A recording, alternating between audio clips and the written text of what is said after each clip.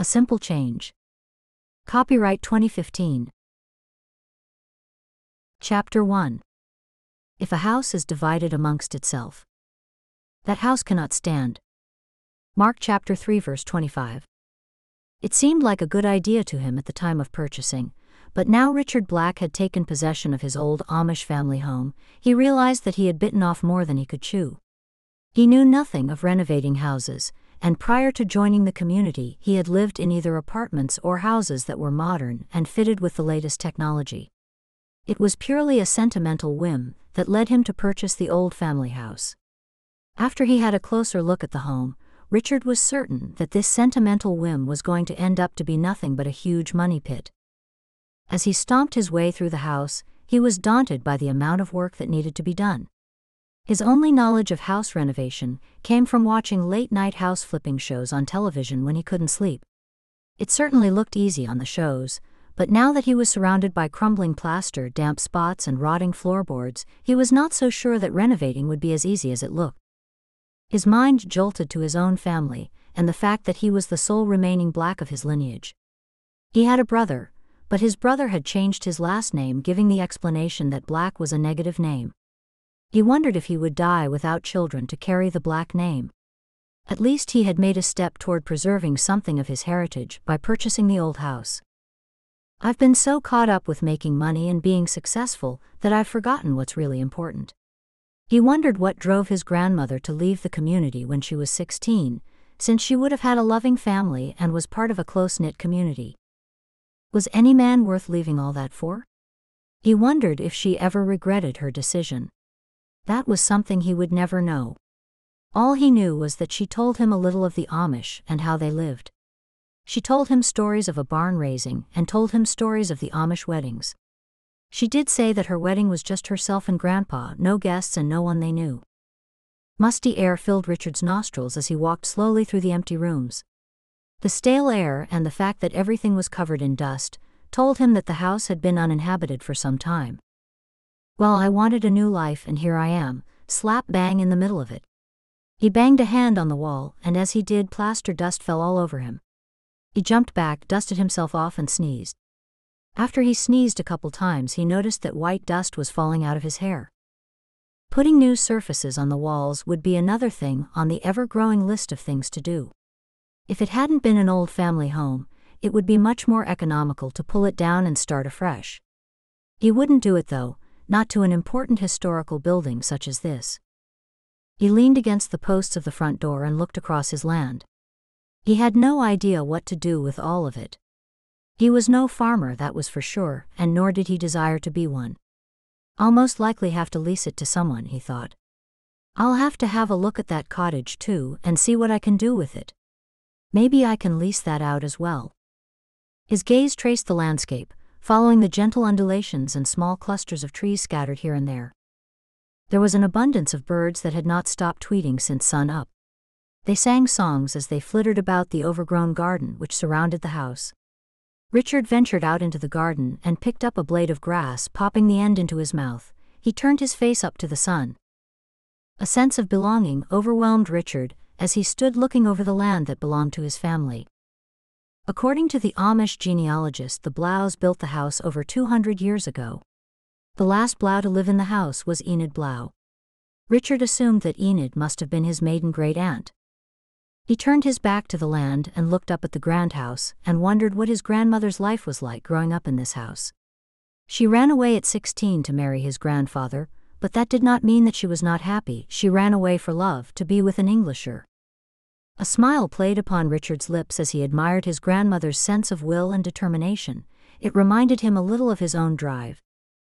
It must have been a big decision at 16 to leave the closeted life she knew to enter a life she knew nothing of, he thought. A movement in the distance caught Richard's attention. A tiny figure appeared to be moving very quickly towards his house. He was sure it was a woman, yes, an Amish woman.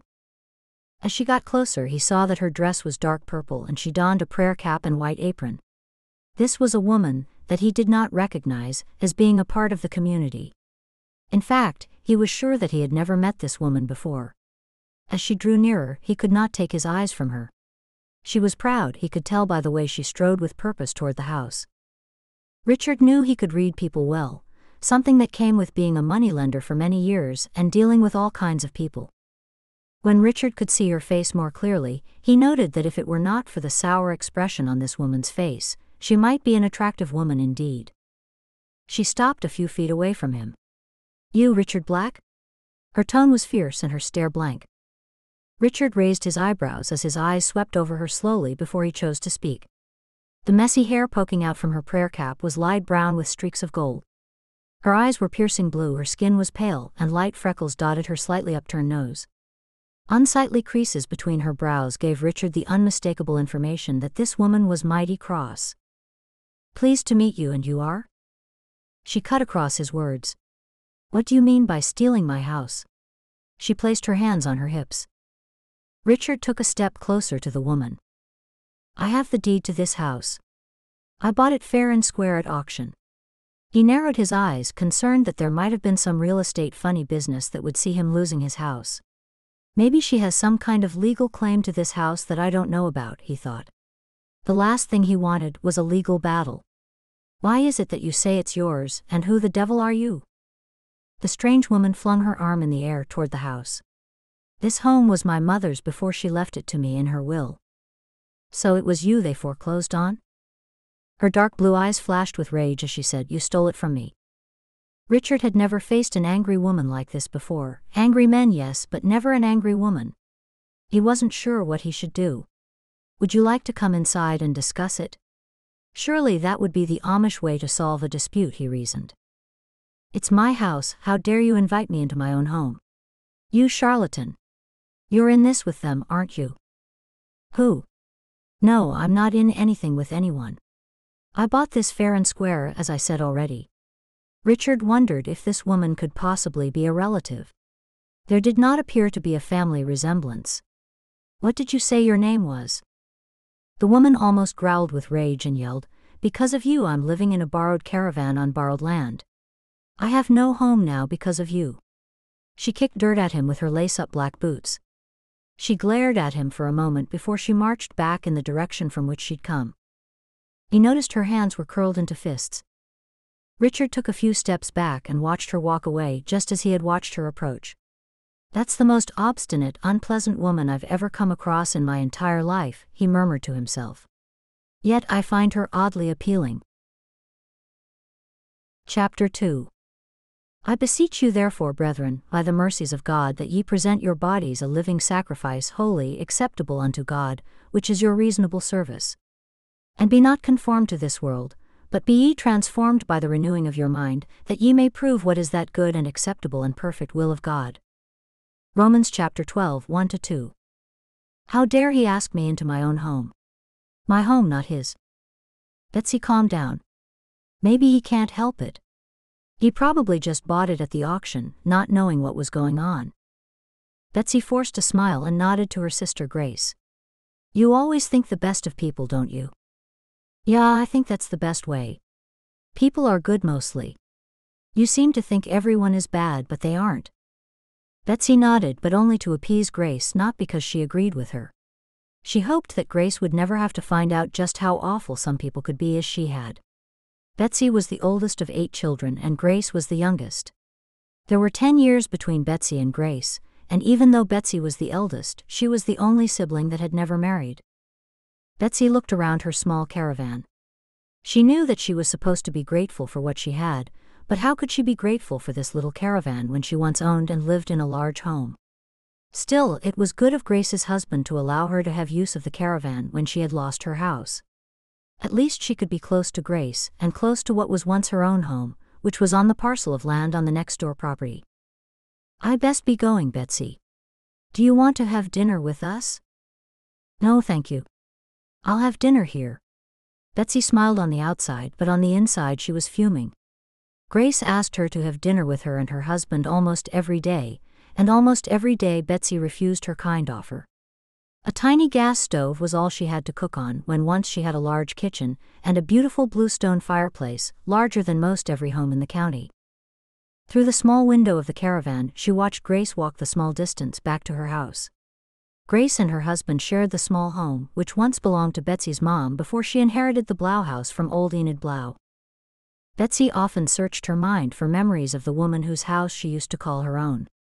She did remember that she used to go there when she was small, to play in the garden.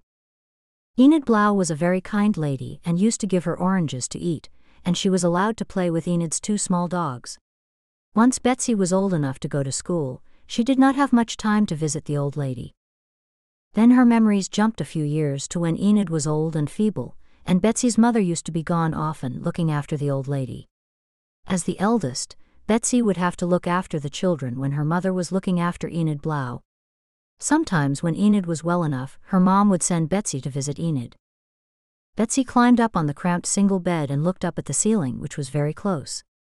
She was used to 10-foot ceilings, and this caravan roof was so low that if she sat up in bed she would hit her head on the ceiling. Her mind went to Richard Black, and how he did not seem to care that he had stolen her house from underneath her. Now what was she to do? She would never be able to save enough money to buy another home.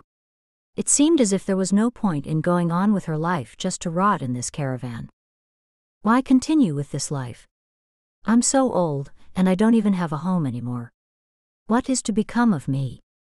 Will I have to live in this van forever like some mad old woman? Maybe young children will spread rumors about me that I'm a witch, she thought. Betsy remembered the time she would walk to school past an old lady's house. She and her friend Mary would be scared of the old lady who lived by herself. They wondered if she might be an old witch. They used to walk very quickly past her place going and coming from school. At least that old lady had a house, not a caravan, she thought. I will be the old witch that children are scared of who lives in a caravan. At school, Betsy had learned that gypsies live in caravans.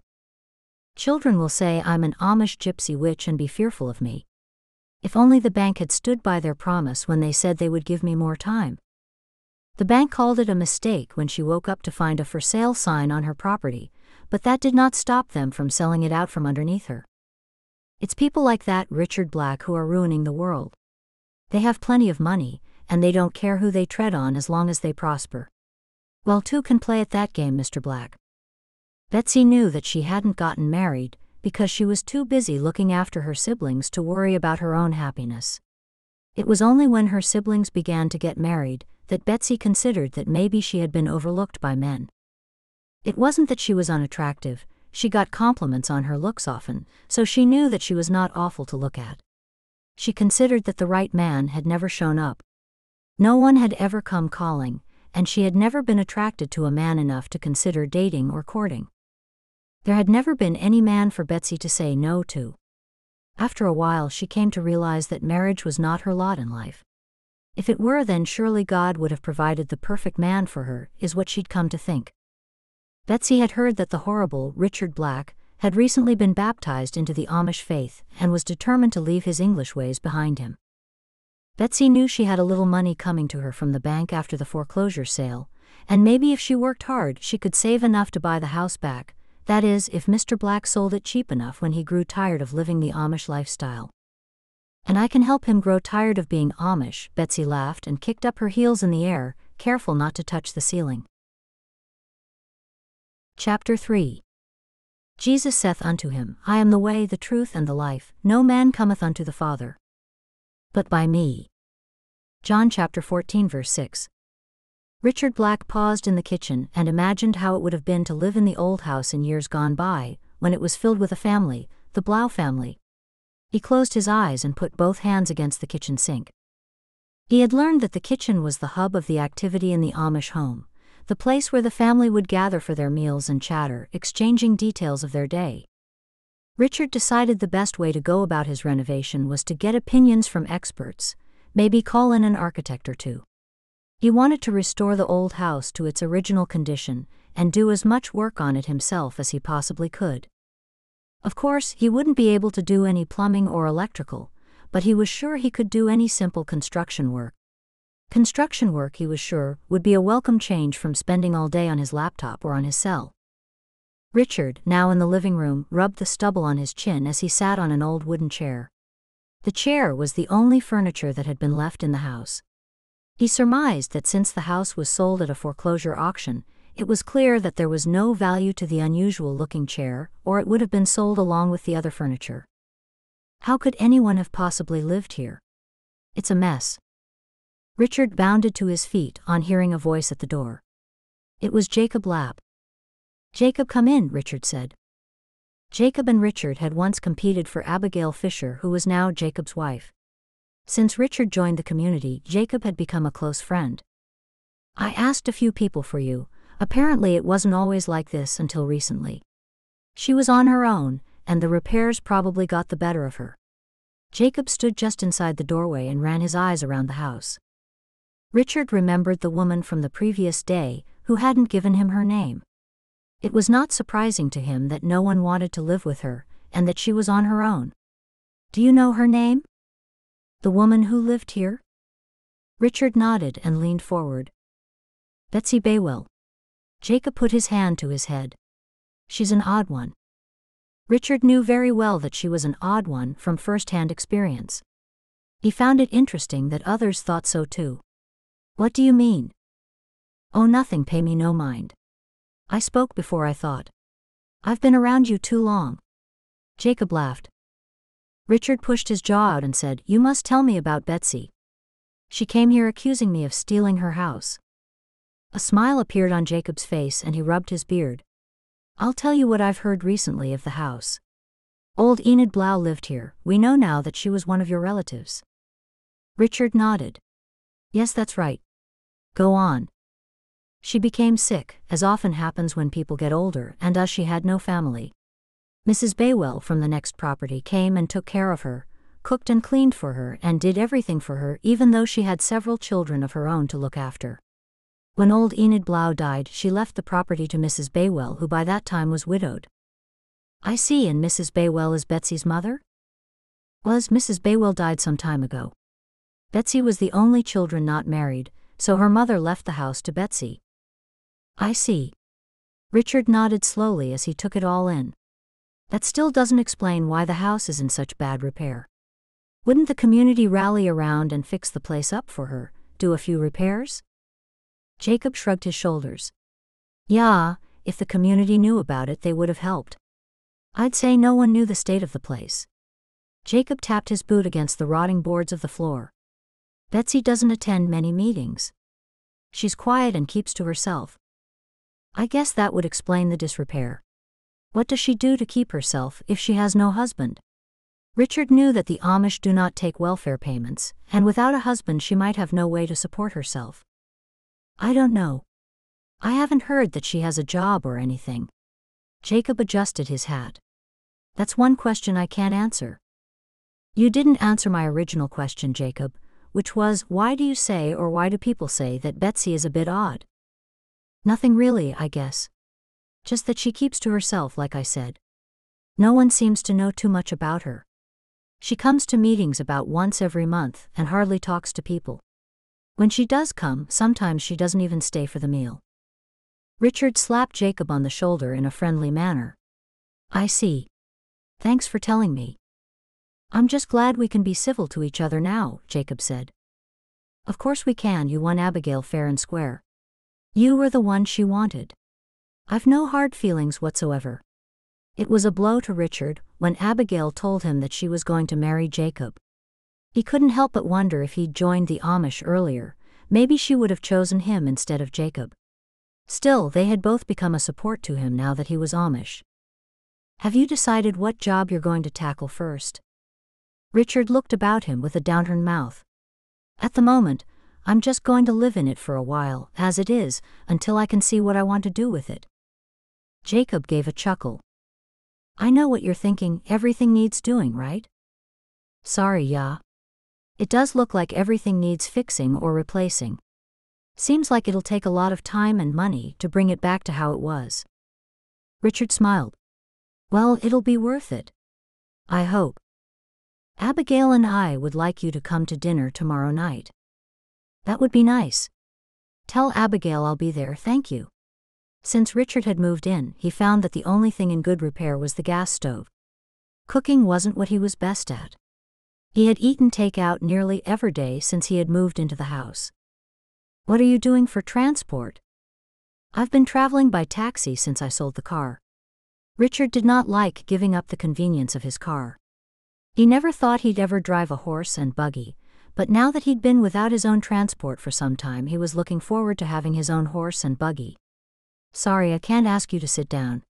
Richard raised his hands in the air. "I don't have any furniture yet. One of us could sit on the rocking chair." Jacob laughed.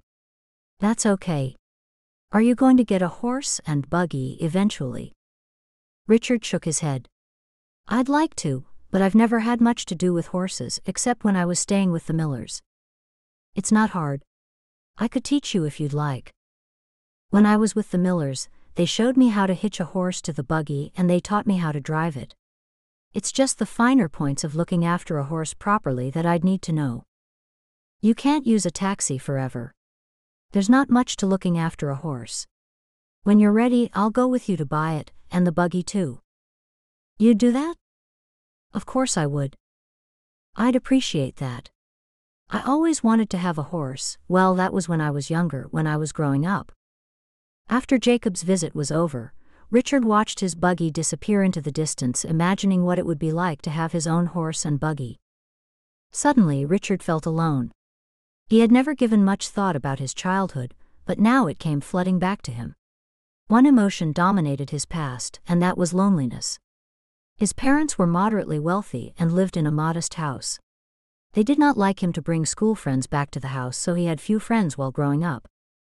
As the sun shone on Richard's face, he wondered if his attraction to the Amish was their warm hospitality and friendliness. That was a thing that had been always sadly lacking in his life. As he gazed across his land once more, he noticed that his fences were all in good repair and certainly in much better repair than the house. The barn he had looked through earlier was in good repair. Richard wondered if he might be better off sleeping in the barn rather than the house. Chapter 4. Have not I commanded thee?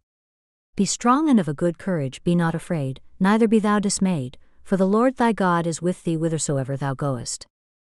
Joshua chapter 1 verse 9. The next night, Richard knocked on Abigail and Jacob's door. He was looking forward to a fine home-cooked meal instead of another takeout. "Richard, come in." Abigail met him at the door. "Thank you for inviting me, Abigail." Richard followed Abigail into the sitting room.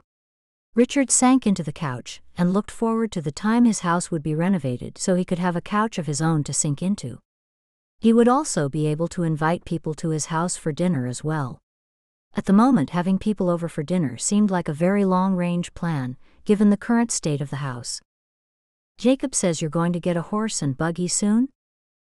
Richard saw the twinkle of amusement in Abigail's eyes. "You're not mocking me, Abigail, are you?" "I'm sorry. I still can't believe you're Amish." The rich and successful Richard Black turns his back on the English world to live a plain and simple life. Richard laughed. "It might be plain but not quite simple yet. I hope it'll be soon when I get the house fixed up. I must come around and see it. Jacob said it's very grand. Was once, I guess." Richard took the opportunity to get some history of the Blau residence. "Do you know or remember anything of the people who lived there?" "Only what I've already told you. I remember an old lady living there on her own. Beyond that, I don't know anything." "Do you know anything of Betsy Baywell?" Abigail's lips twitched as she heard Betsy's name. "Yeah, I know Betsy. She's a marvelous milliner." "Milliner, hat maker? What sort of hats?" Richard tipped his head to the side. He'd never met a milliner before, and had never given much thought to the making of a hat. "All sorts. She used to run Thomas's hatmakers in town before they closed down." Richard brought his hand up to his chin. "When was that?" "You mean when did they close?" Richard nodded. "I think it was maybe about a year ago. Why?" "She used to live there in the house." Richard tapped his fingertips on his chin. "Oh yeah, Jacob told me. Did she accuse you of stealing it from her or something?" Abigail laughed. Richard nodded again while thinking, if Betsy lost her job, that might explain why the bank had to take the house, but surely that doesn't explain how the house fell into such disrepair. At that moment, Tracy and Lizzie, Jacob's daughters from his first marriage, came into the room. "Hello, Mr. Black." The two girls sat on either side of him. "Well, hello you two. How have you been?" "Very well, thank you," Lizzie said. Tracy tapped him on the shoulder. We're cooking the dinner for you tonight. Thank you, that's wonderful. What are we having? The two girls looked at each other. It's a secret, Tracy said, and then the two girls disappeared into the kitchen amidst a flurry of giggles. They certainly seemed to be enjoying themselves. They have been a real delight to me. It's so lovely having young children around once more. I miss the laughter of children when mine grew up. Now I've got the grandchildren, but I don't get to see them every day. Richard wondered again if he would ever have children, if he'd ever know the joy of raising them. Would you like to have children someday, Richard? Richard threw back his head and laughed. I must say I've never given it a lot of thought. I'd need a wife first though, wouldn't I? He did not want to share his longings with Abigail. There was no point in sharing his wishes with others. Abigail nodded. Are you looking for one? I could help you. You mean you could matchmake for me or something? Richard leaned forward with his elbows on his knees and said in low voice, You don't have anyone coming here to dinner tonight, do you? Abigail covered her mouth as she laughed. I should have thought of that. No, I don't, but I could next time you come for dinner. Richard hoped that Abigail would not ask him what type of woman he liked, because he would have to say, a woman like her. Abigail had been his dream woman, attractive, intelligent, and kind. Unfortunately, they weren't meant to be. At least that is obviously what Abigail thought when she chose to marry Jacob. So what about Betsy? Abigail leaned forward, her expression hopeful. Richard leaned his back into the couch. What about her? He did not want to think about Betsy, let alone speak about her. She's a single woman, a little older than most of the single women in the community. She's attractive and smart too. Richard slowly shook his head. Just between you and me, I think she's the most objectionable woman that I've ever met in my entire life. She'd be the last woman I see myself with. Abigail frowned. No, I don't think she's like that. She was probably upset when you met her. How well do you know her? Richard was sure he knew the answer. He was sure that no one in the community knew Betsy very well at all. I don't really know her.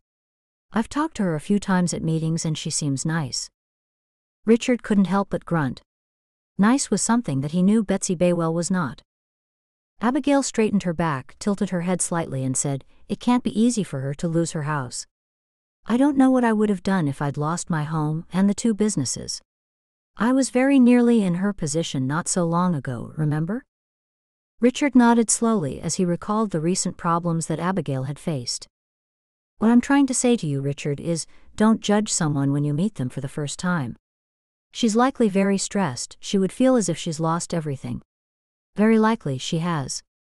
Richard wondered whether what Abigail said was true. Maybe Betsy was only acting like a shrew because she lost her job then lost her house. I see what you're saying, Abigail. I think I've judged this woman harshly. Must be awful at her age to lose everything and have no husband and no means of support. Abigail straightened up and smiled. Yeah. Why don't you pay her a visit and sort out your differences? Before Richard could reply to Abigail, Jacob walked through the door. Richard, you're here already. Come and see what I have in the barn. Richard rose off the couch and followed Jacob into the barn, intrigued at what Jacob wanted to show him. He followed him right to the corner of the barn to a small fenced-off enclosure. Want a puppy? Jacob said. Richard peered over the enclosure to see two puppies playing with each other. When the puppies saw the two men, they tried to jump out of the enclosure toward them. Richard laughed at their clumsy antics. They seem friendly enough. Yeah, my dog had these two pups before we could get her spayed. The girls want to keep them both, but I said we could only keep one. We're going to keep that one, the female. Jacob pointed to the smaller of the two pups. Abigail and I thought you might like to have the other pup for company. Richard laughed. Why would I want a pup? You're all alone in that big house. You need some company. Richard studied the pups. It was obvious that they were not any particular breed. The mother was nowhere to be seen, but Richard recalled that she was a medium-sized dog. How big will he grow? Not too big, I'd guess. Jacob laughed a little. I don't know who the father was, so it's just a guess. Richard stepped into the enclosure and picked the male dog up. The puppy licked him all over his face while making running movements with his legs. Thank you, I think you might be right, a dog could be just what I need. Excellent. Jacob clapped his hands together. He's ready to go tonight if you want, or you can come back in a day or two to get him. I think I'll take him home with me tonight if that's all right. Jacob smiled. What will you call him? Have you given him a name already? Richard asked. The girls have been calling him Goldie because of his color. Richard wrinkled his nose. I'll think about it. I don't know that I like the name Goldie. Well, best we get inside now. Dinner will be ready soon enough. Richard put his dog down. I'll call him Max. After dinner, Jacob drove Richard and his new puppy Max home. Richard made Max a bed out of blankets next to his own. For the time being, Richard slept on a camping mattress in the largest bedroom. He still hadn't purchased any furniture, as he wanted to feel the mood of the house before he put money into the furniture. To Richard's surprise, Max slept the whole night through, and as soon as Richard woke the next morning he took Max out on the grass. Max seemed to be house-trained already, which Richard considered a bonus. After a breakfast of scrambled egg made on the camping stove, Richard decided he'd pay Betsy a visit. Maybe he had misjudged her like Abigail had said. They had definitely got off on the wrong foot, and maybe he was partly to blame for that. Either way, Richard knew that he should not allow any root of bitterness into his heart. Bitterness is what he heard the bishop speaking about at the previous meeting, the Sunday gone by.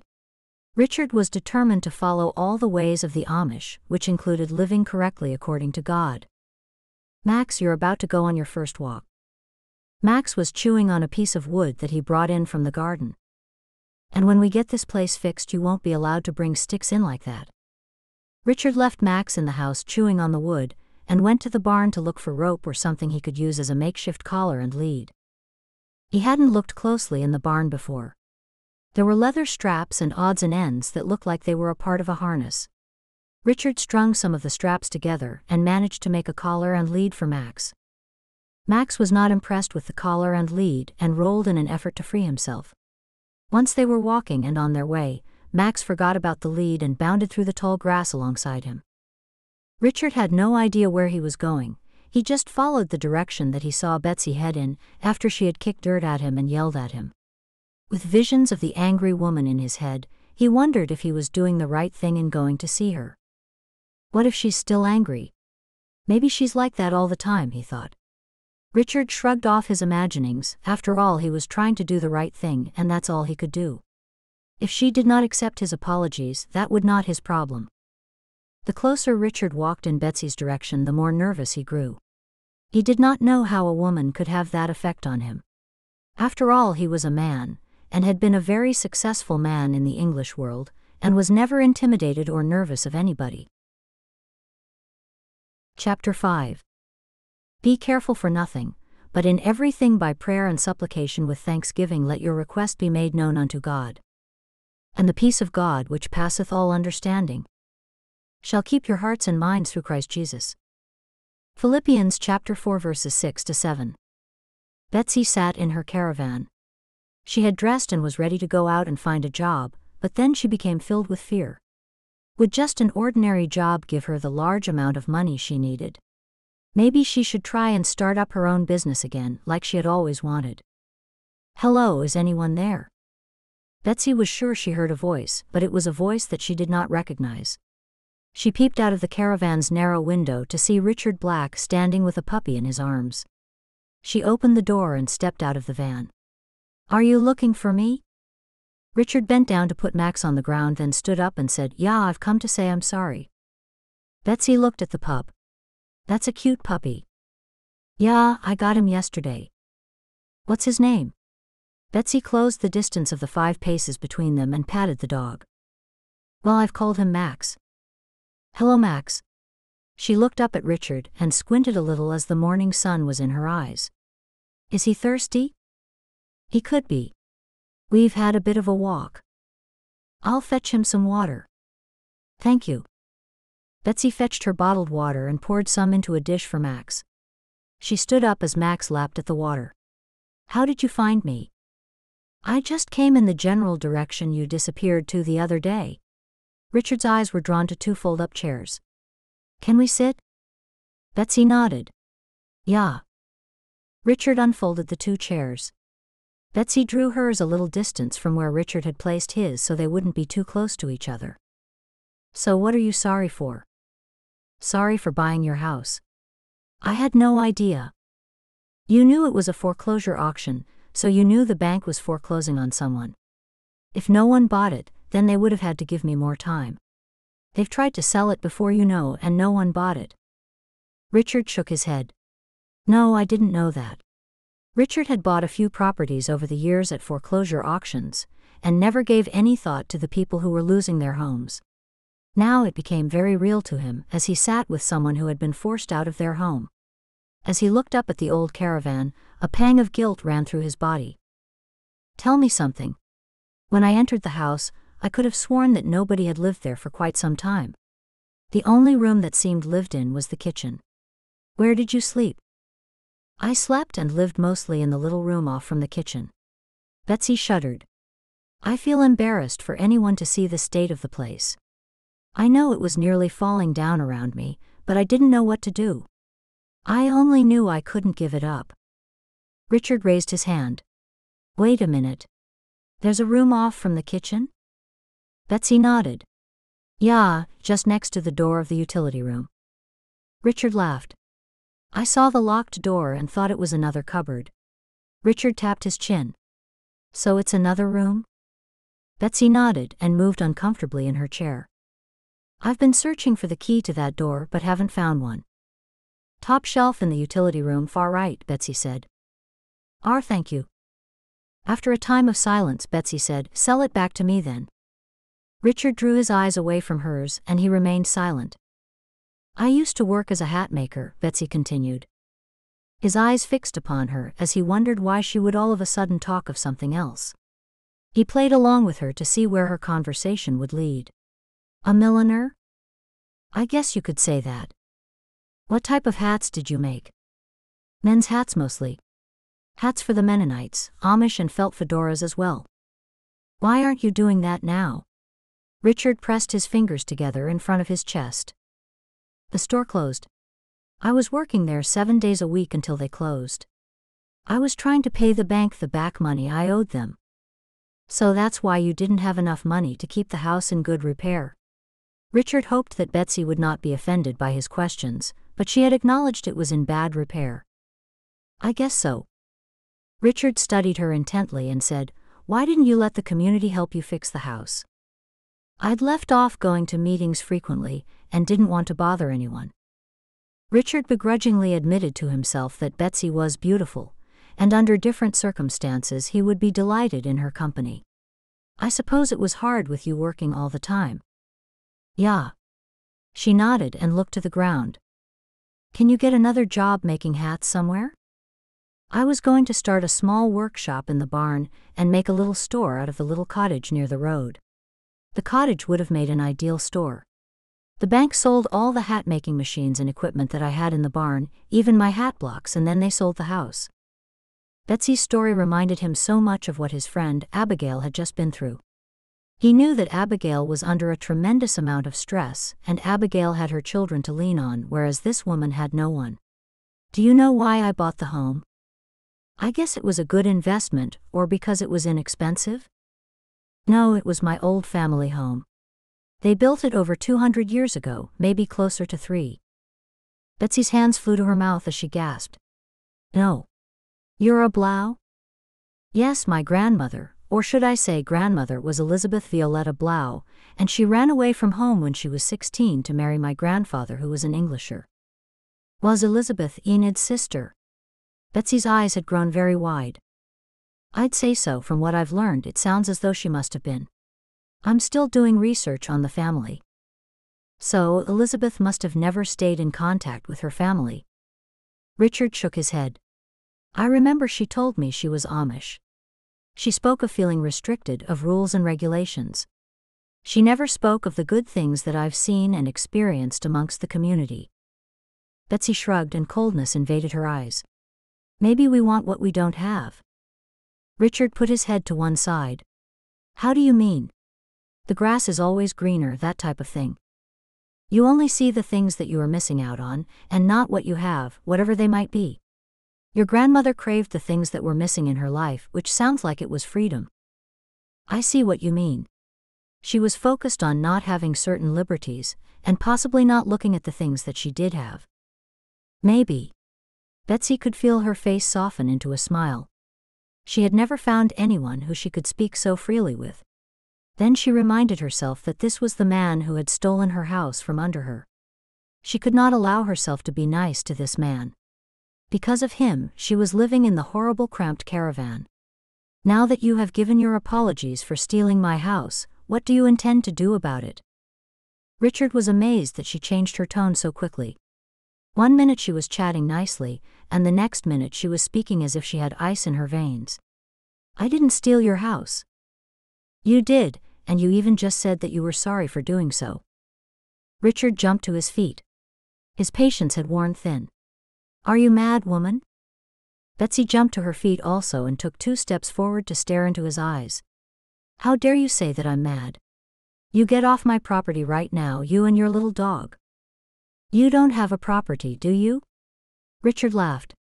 I'll leave your borrowed caravan on your borrowed property. Come on, Max. Why you?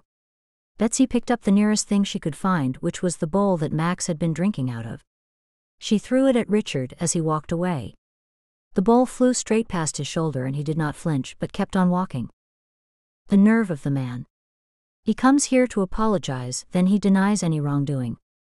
Richard's words rang through her head, borrowed caravan and borrowed land. Everything I have is borrowed, I don't own anything. Betsy knew she should go out and look for a job, or she should plan on opening her own business, but today it was all too much for her. She reclined on the bed, and even though it was mid-morning, she went back to sleep. As Richard walked away from Betsy, he was filled with regret over his hasty words. Max, what came over me? Why didn't you stop me from saying those nasty things? Max kept rolling over as if he were tired, so Richard picked him up and carried him the rest of the way home. Richard considered that the words that had just come out of his mouth were out of character for him. But this woman was like no other he had met. At one moment he was speaking to her freely and contentedly, and the next moment she was furious and not making any sense whatsoever. I've ruined things, I've gone over to make amends, and then I end up with a worse enemy than I had before. Why didn't I just keep my mouth shut? I said some horrid things to her, which only means that at some point I have to apologize again, he thought. Richard knew that he had not made a good start to being Amish, if he was letting this woman get under his skin. Maybe he needed to talk to the bishop about gaining patience. He replayed the incident over in his mind, how quickly he reacted to her words in anger. She was a woman going through a crisis, and he should have known better. Once Richard was home, he located the key to the bedroom he'd just learned of from Betsy. The door opened onto a large room with a large brass bed as the feature. The bed was surely an antique and very fancy. Richard thought it a little too fancy to be in an Amish house with its soft blue porcelain insets and curved pieces of brass. Richard smiled as he looked around the room. It was truly a lady's room. It had a comfortable couch to sit on, side table and handsome antique kerosene lamp. The room had a warm, homey feel to it. This explained how Betsy was able to live in the house at all, given the state of disrepair of the rest of it. Richard sat on the bed, and for the first time, he felt like an intruder in someone else's home. Chapter 6. All Scripture is given by inspiration of God, and is profitable for doctrine, for reproof, for correction, for instruction in righteousness.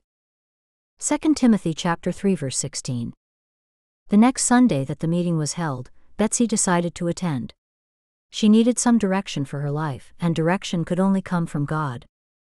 She went with her sister and her brother-in-law, since she no longer had a buggy or horse of her own. They arrived at the miller's house 10 minutes before the meeting was due to start.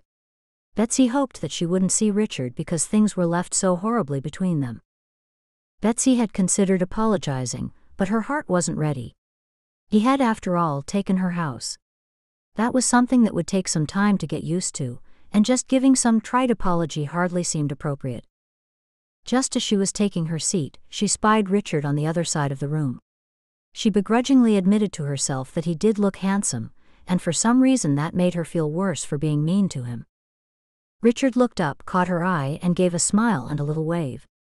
Betsy looked behind her, as she was sure that the smile and the wave must have been meant for another. When she looked behind, she saw that there was no one. When she turned to face him, he had looked away. Once the service was over, Betsy did not leave straight away. This time she stayed for the meal because she had come with her sister and brother-in-law. She had to learn a lot more about Richard Black if she was going to find a way to get him off her property. She must try and turn people against him, but how? Perhaps she could start a rumor. Before long she was with a group of women, who began to speak of newest member of their community, Richard Black. Now was a perfect opportunity for her to muddy his name. "They say he's a good catch," one of the women whispered. "Look how tall and handsome he is," said another. "I heard that he got an Englisher pregnant, and he's hiding amongst the Amish so he won't have to pay a dime of child support." Betsy had made up the first thing that had come into her mind. The women she was with gasped and shook their heads disapprovingly. Betsy added, "I'm not sure if it's true, but it's what I've heard." The women gasped some more, and as they did, Betsy felt ashamed that she would tell such blatant lies. Then again, it was all for the greater good. If he left the community, she would have a chance at getting her house back. Betsy hurried away from that group in case they asked questions that she would not be able to answer.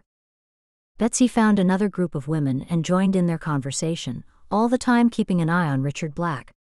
He had been speaking to one of the ministers a few minutes before, and now he was speaking with Jacob Lapp. When the meal was ready, Betsy walked toward the table with a couple of ladies. She had lost sight of Richard Black. She scanned the crowd, and then she saw him engaged in a conversation with Lucy Singer. Lucy was well known for being on the hunt for a husband, everyone knew that. She was in her early 20s and was desperate to marry. To make matters worse, Richard looked delighted to be speaking with her. Betsy considered that some might find Lucy attractive. She had olive brown skin, big brown eyes, and black hair. Betsy knew that if Richard and Lucy got married, that would cement Richard into the community. If he finds a wife, he will never leave the community, and I will never get my house back. She knew that she had to do something to stop a relationship between the two of them before one started. "Ah, Richard, there you are." Betsy stood very close to Richard and then turned her attention to Lucy. "Hello, Lucy. I see you've met my Richard." Richard nearly choked. "You're Richard?" Betsy laughed and stood even closer to him and slapped him playfully on his arm. "Too early to let people know, is it?" Lucy looked disappointed, and her eyes darted to Richard and then to the ground. "What are you playing at, Betsy?" Richard asked. "I had better go and get something to eat." "It was nice to meet you, Richard." Lucy nodded her head to them both before she left. Richard folded his arms in front of him before he asked again, "Well, what are you playing at?" Betsy wanted to walk away, but she was afraid if she left him alone, he would be set upon by another single woman looking for a husband. There was only one thing she could do. She had to stay and talk with him a while longer. "That woman has a dubious reputation. I'm trying to protect you." She seemed lovely and quite attractive too. Betsy leaned forward and whispered, "Sometimes all is not what it seems." Richard leaned close to her ear and whispered back, "Maybe you are the one who is not what you seem." Betsy giggled loudly so everyone might think that there was some fondness between them, and that would keep other women at bay. She had to keep the conversation going. "How's your dog?" "Max is fine." "How is your caravan?" "Fine." Betsy wanted to stay longer and keep talking for appearance's sake only, but it was difficult to find conversation that would not develop into an argument. "Betsy, I've been thinking." Betsy looked up at him. He seemed as though he was going to say something serious. Maybe he was going to say that he would sell the house back to her. "Yeah. Perhaps we might be able to help each other." She tipped her head to the side. The only way he could help her was to give her back her house. Richard ignored her silence and continued, "What if you started up your hat business in my little cottage? That would help you, and that would help me by giving me rental income for the cottage." Betsy knew he was trying to be nice, but it was hard to come to terms with having to pay rent for something that was once hers. Betsy opened her mouth to speak, but Richard continued before she had a chance. Meet me there tomorrow and we'll have a look at it together and go from there. What do you say? She nodded her head and walked away. About 3 o'clock? She turned to the sound of his voice and nodded. How can he be so nice when I've been nothing but awful to him? I was trying to ruin his chances of finding a wife and then he was nice to me. I must apologize to him tomorrow when I visit the cottage. My behavior has been bad, she thought. Chapter 7. In whom also we have obtained an inheritance, being predestinated according to the purpose of him, who worketh all things after the counsel of his own will. That we should be to the praise of his glory, who first trusted in Christ. Ephesians chapter 1 verses 11 to 12. Richard spent a sleepless night wondering how he could help Betsy, and allowing her use of the cottage seemed a perfect idea. I think I'm making a breakthrough with her. I hope she likes me in a romantic way. She made Lucy think that we were together, a classic ploy to put the other woman off her game. Richard chuckled to himself. He had used that ploy himself in times past. He did want a wife, but not one that came with thorns and briars such as Betsy. No, she would be far too much for me to handle, especially when I want a quiet and peaceful life. He hoped that they might have a friendship as neighbors do and nothing more. At 3 o'clock the next day, they both arrived at the cottage. Richard unlocked the door and Betsy walked through first. It's quite a decent size, isn't it? Richard said as he paced around the interior. Yeah, and it's close to the road, which would make it ideal as a little store. Needs a few repairs. I'd say it could be ready in a few weeks. What are your thoughts? Betsy looked around once more before she said, it would be perfect. Would you be interested in leasing it? Betsy smiled at his kindness. Thank you, Richard. You've been so kind, and I've been so horrible to you. I feel ashamed of myself, and I must say that I'm sorry for how I've acted toward you. Apology accepted. It must be a stressful time for you. Betsy nodded. I have no money for stock, no money for Machine S, and no money for rent, she thought as she pondered what to say to him. Then she remembered that the bank owed her a small sum of money from the sale of the house. She had to find out exactly what that amount was, and then she could make some plans. I need to work out my finances. How much rent were you thinking? Let's go back to the house and we can work out some things. Richard locked up the cabin and they walked back together. Betsy's bad feelings towards him were being replaced by other feelings which she was not familiar with. Were they feelings of fondness or feelings of gratitude? Betsy admired Richard's take-charge attitude and forthrightness. Maybe he's not as bad as I thought. But if I rent the cottage from him, that just makes his position in my house and in the community stronger. As they walked in silence, Betsy realized that renting the cottage from him was nothing to do with her original plan of forcing him out of the Amish community. Maybe he knows what I was planning to do and he's trying to get me on side. He's a clever businessman after all, I'm sure he's trying to fool me. Betsy hesitated outside her old home and looked up at it. Let's go inside. I've got 2 chairs now. Richard laughed.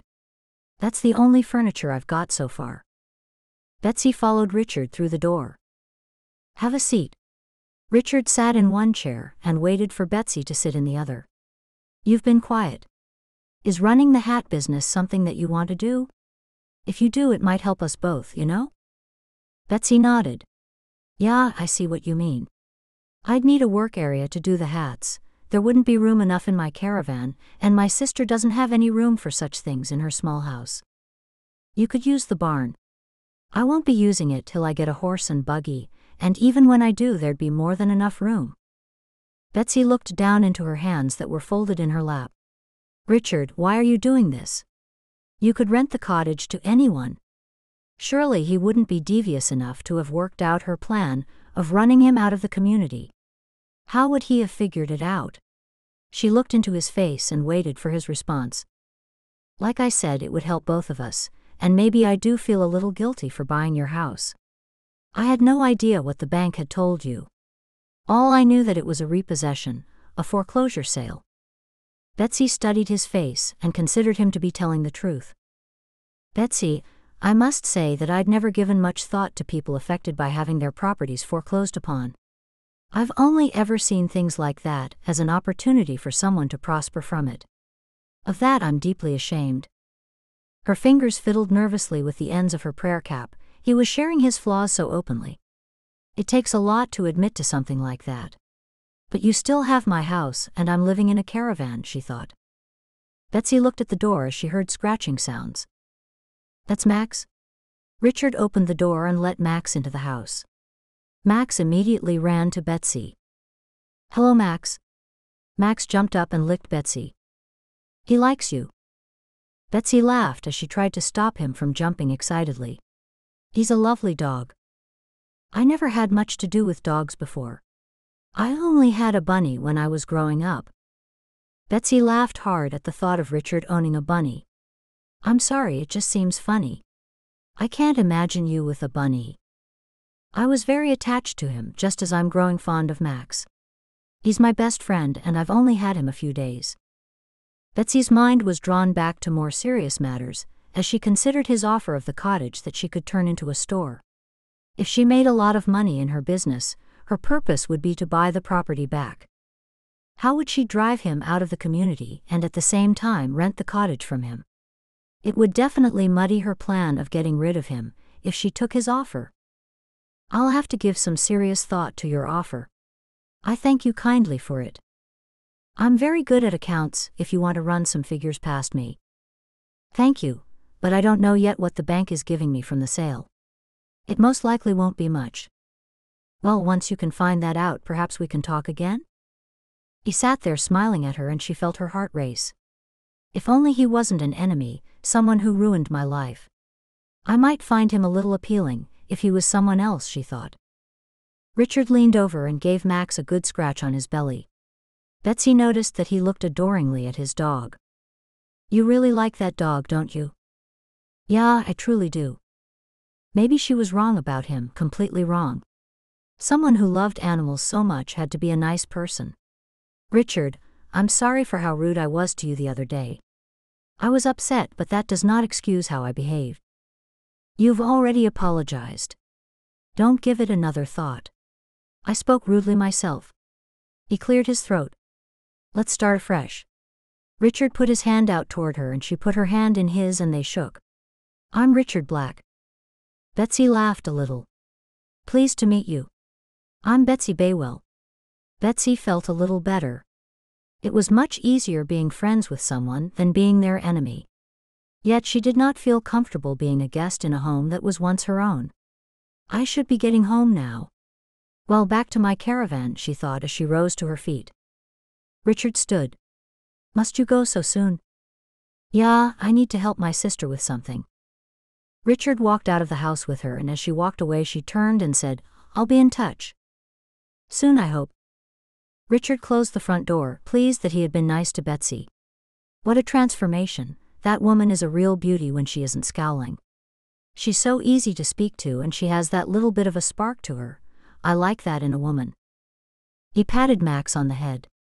"You might be getting a new mom soon." Richard laughed at his own words. "I'm jumping the gun, I know, but I could see myself with a woman such as Betsy if she can get rid of her dark side." Chapter 8. Let your conversation be without covetousness, and be content with such things as ye have, for he hath said, I will never leave thee nor forsake thee. Hebrews chapter 13 verse 5. Richard was finally taking the plunge and buying his first horse. He was daunted about looking after such a large animal as a horse, but most of the Amish looked after horses, so he knew he would be able to get good advice. Richard looked out of his front door and saw Jacob heading toward the house from the road. "Right on time," he said out aloud. "Bye, Max, you be a good boy till I get home." He climbed in the buggy next to Jacob. "Are you ready for this?" Jacob asked. "Well, I've got the stable in the barn ready like you told me. I've got a brand new buggy just waiting. So all we need is a great-looking horse." Jacob laughed. "There's nothing to it." Richard screwed up his face. He would much rather get in a car, push a button and drive. It seemed a lot of fiddling around having to hitch and unhitch a buggy, and make sure all the equipment was in working order. Then there was the horse, feeding it and tending to his or her needs. Yeah, a car is so much easier, he thought. He would have transport rather than having to take a taxi everywhere. A buggy was some sort of independence. I'm glad you know about horses because I know nothing, Richard said. You soon will. I'll get a good one for you, don't worry. They walked through the rows of horses for sale, while Richard tried not to worry about the horse droppings getting on his new boots. Richard had no idea what he was looking for, but was drawn to a black horse with a white blaze that covered most of his face. Jacob, what about that one over there? That one's a standardbred. Let's have a closer look. Richard stood next to Jacob as he read the summary of the horse's details. This one is 8 years old, not too young or too old. Jacob pulled the horse's mouth open and looked at his teeth. Do you like this one? Yeah, I do. Would he be all right? He looks like he could pull a buggy. Let's see, he's number 11, so we'll bid on him, and the bay over there number 15, that is if this one goes too high. Richard screwed up his face. He'd have that horse no matter what the price. The auction began, and Jacob and Richard took a position where the auctioneer could see them clearly. As the hammer fell on the second horse, Richard sensed someone beside him. He turned to see Lucy. Hello, Lucy. Lucy smiled up at him. You buying a horse? Yeah. What brings you here? My brother works here, and Mom sent me here because he forgot to take his lunch with him today. Hello, Lucy. Jacob leaned across Richard to speak. Your horse is coming up soon, Richard. Excuse me, Lucy. I must concentrate on this. Richard turned his back on Lucy to concentrate on the auction. He did not want to miss out on his black horse. Lucy stood beside him quietly while Richard won the bidding. Congratulations, Richard, Lucy said. Richard turned around to speak to her and was quite surprised to see that she was standing so close to him. Thank you, Lucy. Is he broken to harness? I hope so. According to Jacob, he is. I must come around when you try him out for the first time, Lucy said. Richard smiled at Lucy while trying to figure out how to politely decline the invitation she had just given herself. Well, I'm not exactly sure when that will be, and I'm quite busy over the next few weeks. I can have him to your place by tonight and we can harness him up tomorrow, Jacob said. Richard pressed his lips together firmly as he shot Jacob a disapproving look for opening his mouth. I'm free tomorrow. I'll come out to see how he does. Lucy nodded to both men before she left. What have you done, Jacob? I'm not really ready for visitors, I've not even settled in myself. Jacob slapped him on the back. Just trying to help. Abigail said you were looking for a wife, and you could do worse than Lucy. Thank you, Jacob, but she's hardly my type. Jacob rubbed his beard. I'm sorry. I thought the two of you seemed to be getting along. I was trying to help things along. I might be new to the Amish, but I'm not new to the dating world. I'm more than capable of choosing my own wife. Richard's brow furrowed. Lucy's a fine-looking woman and seems to be fond of you. Richard wondered if that was the problem. Lucy was far too eager to please, and there seemed to be no depth to her. He wanted someone he could talk to and someone who would not agree with everything he said, someone who could think for herself and have her own opinions. Jacob grunted and said, Let's go and pay for this horse. Jacob was there the next day as he said he would be. They hitched up Richard's brand new buggy to the horse. The horse was the perfect buggy horse and handled beautifully. You've got a mighty fine horse there. He doesn't flinch at anything and he's quick on the uptake, seems to know what you want before you ask him. Jacob got out of the buggy and handed the reins to Richard. I hope he does the same for me. Richard took hold of the thick leather reins. Just walk up the driveway, turn around and trot back to me. Richard did just that. He remembered all that he had learned from the Millers, and the horse went perfectly.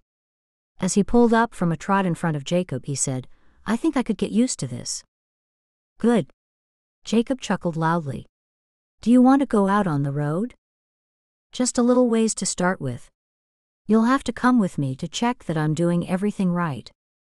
Jacob jumped in, and they drove the buggy up and down the road outside of Richard's property. Richard had neither seen nor heard from Lucy, and he hoped she had forgotten she said she'd visit. It wasn't till Jacob was leaving that Lucy showed up.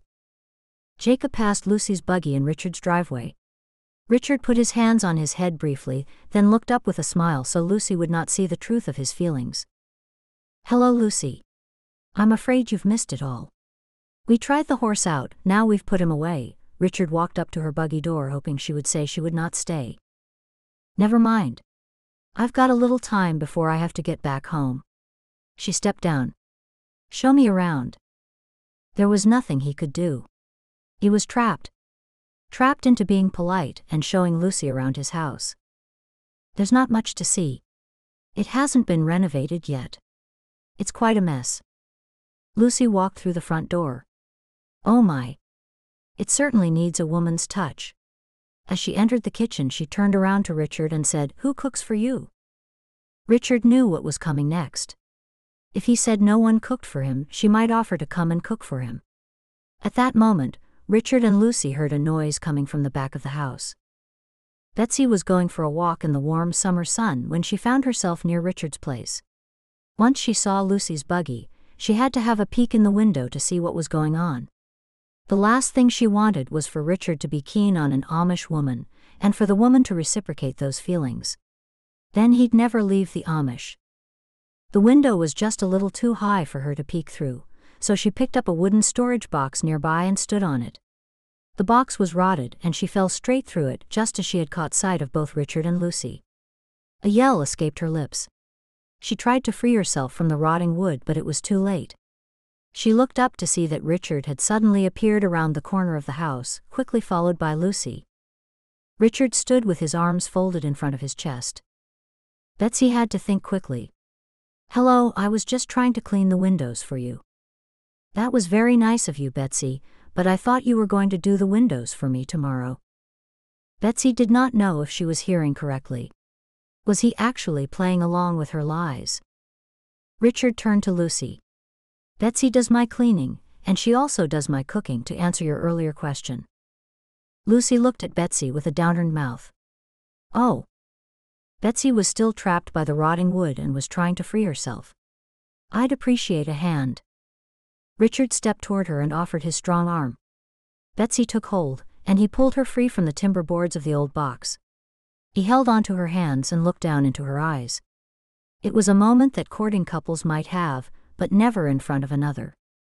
"I should go," Lucy said from behind them. "We'd love to have you stay, Lucy. I could make you some coffee." Betsy freed herself from Richard's grasp and stepped back. Breathing in Richard's scent made Betsy's heart beat too quickly. "Thank you, Betsy, but I promised Mom I'd be home early." Betsy nodded, and both Betsy and Richard followed Lucy out to her buggy. They both waved Lucy goodbye as if they were a courting couple. When she was out of sight, Richard turned to Betsy. "Thank you for saving me." Betsy smiled up at him, pleased that he was not interested in Lucy. "Now you can tell me what you were doing spying on me." Betsy bit her lip. What reason could she possibly give? "I was just out walking in the sunshine, and wondered if Max wanted to go for a little walk with me. I didn't want to disturb you, and I wondered if he was in the house with you." Betsy looked up at him from under her lashes to see if he was being fooled by her tale. "Where is he anyway?" "I shut him in one of the stables while I was trying my new horse and new buggy." Betsy's shoulders drooped. He had gone out and bought a horse and a buggy, which was a sign that he wasn't tired of the Amish life. "Why so glum?" She shook her head. "Nothing. Come with me and I'll let Max out of the stable." Betsy dawdled behind him as he strode toward the stable. They both peeked into the stable to see that Max was fast asleep on an old blanket. "He looks so cute," Betsy said. "Yeah, I think I'll leave him sleep for a while. I'll open the door so he can come out when he finishes his nap." When they walked out of the barn, Betsy said, "You were pretending that we were a couple in front of Lucy." Richard stood still and threw his hand on his heart dramatically. "What do you mean?" Betsy laughed. "Just then when Lucy was here. You wanted her to think that I was your girl, and don't deny it." Richard smiled and leaned his arm on the wall of the barn. "I think she's taken a fancy to me." What woman wouldn't, is what Betsy thought, but she said, "And you don't find her appealing?" "She's not the woman for me." Betsy folded her arms and tipped her head sideways. "And what type of woman would be for you?" "Someone with a spark. Someone who speaks their mind and has an opinion of their own. Someone with light brown hair with streaks of gold." Betsy instinctively touched her own hair that peeped out from her prayer cap. He was describing her hair. Sounds like you've given quite some thought to this. She quickly put her hand to her side, as she became aware of what she was doing. Richard laughed and took his arm away from the wall. Not really, I don't see myself with anyone. Betsy nodded and quickly said, that's best. She was not about to encourage him to find a wife. Things were bad enough now that he'd bought himself a horse and buggy. A wife would be the worst thing. At least he could sell the horse and buggy when he gave up on the idea of being Amish, but a wife was a lifetime commitment. And what about you, Betsy? Ever think about marriage? If it's God's will, it'll happen. I've no need for it. Richard and Betsy looked into each other's eyes for a moment, before Betsy looked away. Her mouth had suddenly become dry, as she had an overwhelming desire to be held in his strong arms, and press her body into the hardness of his. What was happening to her? She had to get far away from him immediately. I must go. She walked past Richard. He caught her gently by her arm and pulled her into him. Instantly he was in front of her, their bodies pressed together. She looked up into his eyes, and they burned into hers with a hunger that she'd never known. His arm was firmly around her waist, the other holding her hand. He lowered his lips slowly until they gently touched hers. No. She pulled away from him and ran. She ran past his house, through the fields, and all the way back to the safety of her caravan. Betsy breathlessly threw herself on the bed and pressed one hand on her beating heart. That was the first time she had allowed a man to be so close. She touched her lips gently with her fingers, while she remembered his scent and the touch of his warm, soft lips upon hers. Richard's body trembled all over, his legs gave way and he sank to the ground. He licked his lips and they tasted of her, they tasted of honey and flowers, of Betsy. She made his heart race like no other woman had. Could this be the woman for me? Or have I been alone for so long that any woman looks good? Maybe my mind is playing tricks on me. He remembered their first meeting when she accused him of stealing his property. She was not the stable, normal woman he imagined he would share his life with. Why is it that I find a woman like that so intoxicating? Chapter 9. And God said, let us make man in our image, after our likeness, and let them have dominion over the fish of the sea, and over the fowl of the air, and over the cattle, and over all the earth, and over every creeping thing that creepeth upon the earth. Genesis chapter 1 verse 26. 2 days later, Betsy saw Max near her caravan. She looked around for Richard, but he was nowhere to be seen. Max, here, boy. Max ran to Betsy, and she carried him into the caravan and found some strong yarn. What are you doing all the way out here? You know I'm going to have to take you back now, don't you? Betsy looped the yarn through Max's collar and attached it to the front of her van. She patted Max on his head while trying to avoid his licks. You stay here while I get dressed. I can't let anyone see me like this. Thoughts of the other day had haunted Betsy's mind almost every second. She wondered how things would be between them when she saw him again. Now she had an excuse to see him, she had to take Max back to him. Betsy only had her nightdress on, so she pulled it off and reached for her dress. As she changed, she heard an angry voice. What in the world? Betsy knew that voice belonged to Richard Black. She dressed quickly and opened the caravan door. There was no time to brush her hair, let alone put her prayer cap on. Richard was bent over Max, untying him.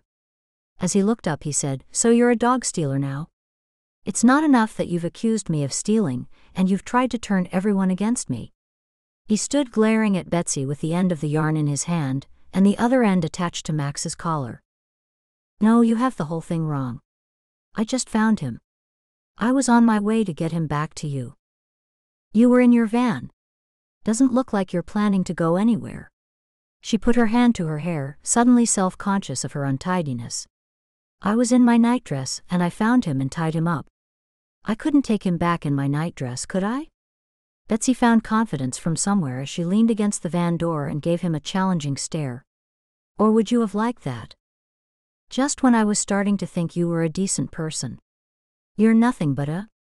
Richard looked at her for a moment before he turned and walked away without finishing what he was saying.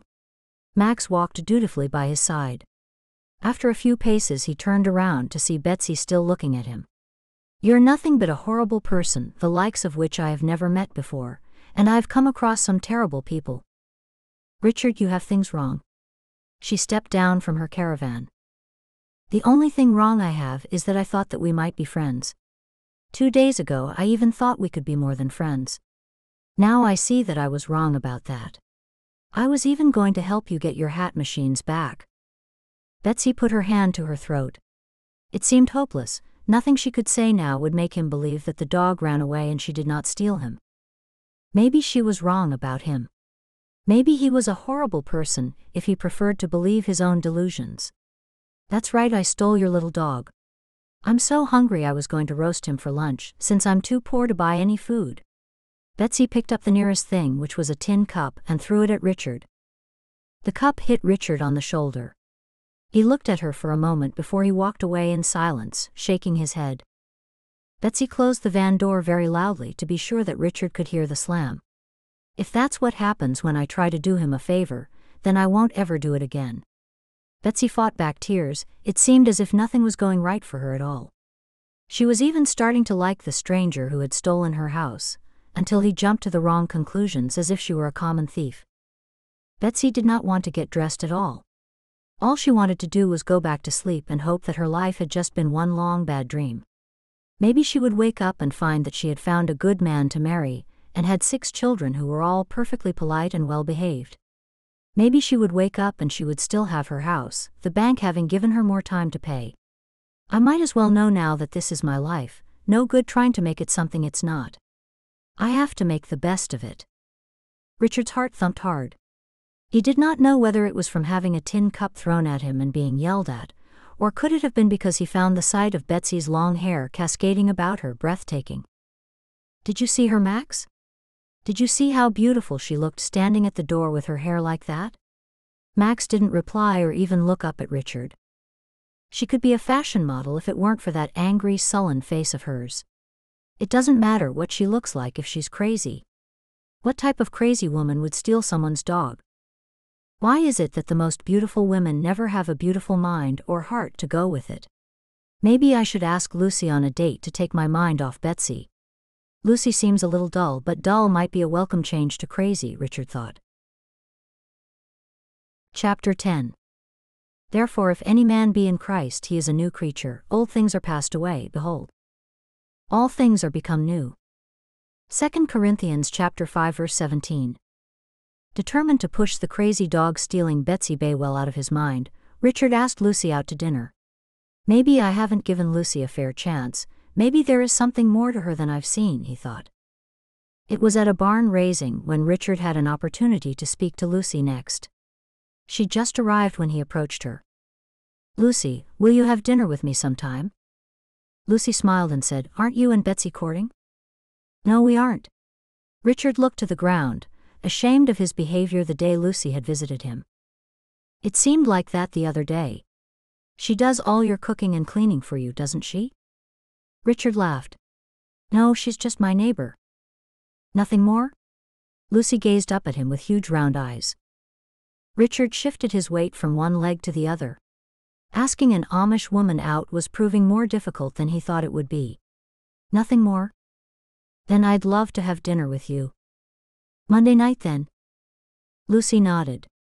Yeah, that would be fine. Richard arranged to fetch Lucy at her house, then they would go to a local restaurant. Richard had never done manual labor before, so he considered he wouldn't be much use at all with the barn raising. He did a few jobs that didn't require much skill and stayed until late doing all that he could. It felt good to be part of a community that helped each other. On Monday night, Richard took Lucy to the restaurant as arranged.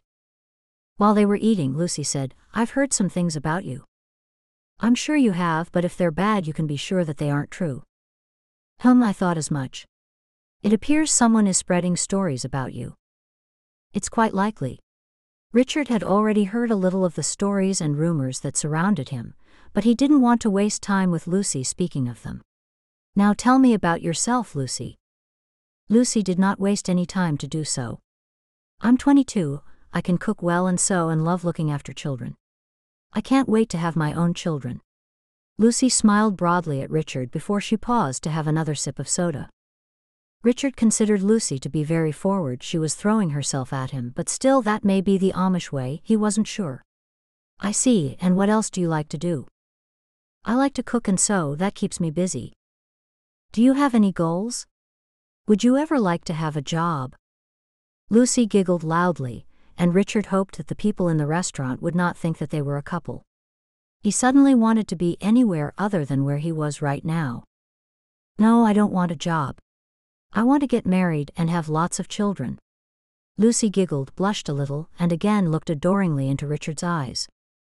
After Richard took Lucy back to her home, he knew that she definitely was not the woman for him. Hopefully one day he would find a nice, normal Amish woman who wasn't crazy or angry, and who didn't have an annoying laugh. There was just something about a woman being too eager that put him off. Richard unhitched the buggy, rubbed the horse down as Jacob had shown him, and walked back into his house. He groaned as he opened the door. I'm way too old for this. The buggy was not like owning a car where you could just stop it, lock it, and forget it. A buggy and horse were hard work.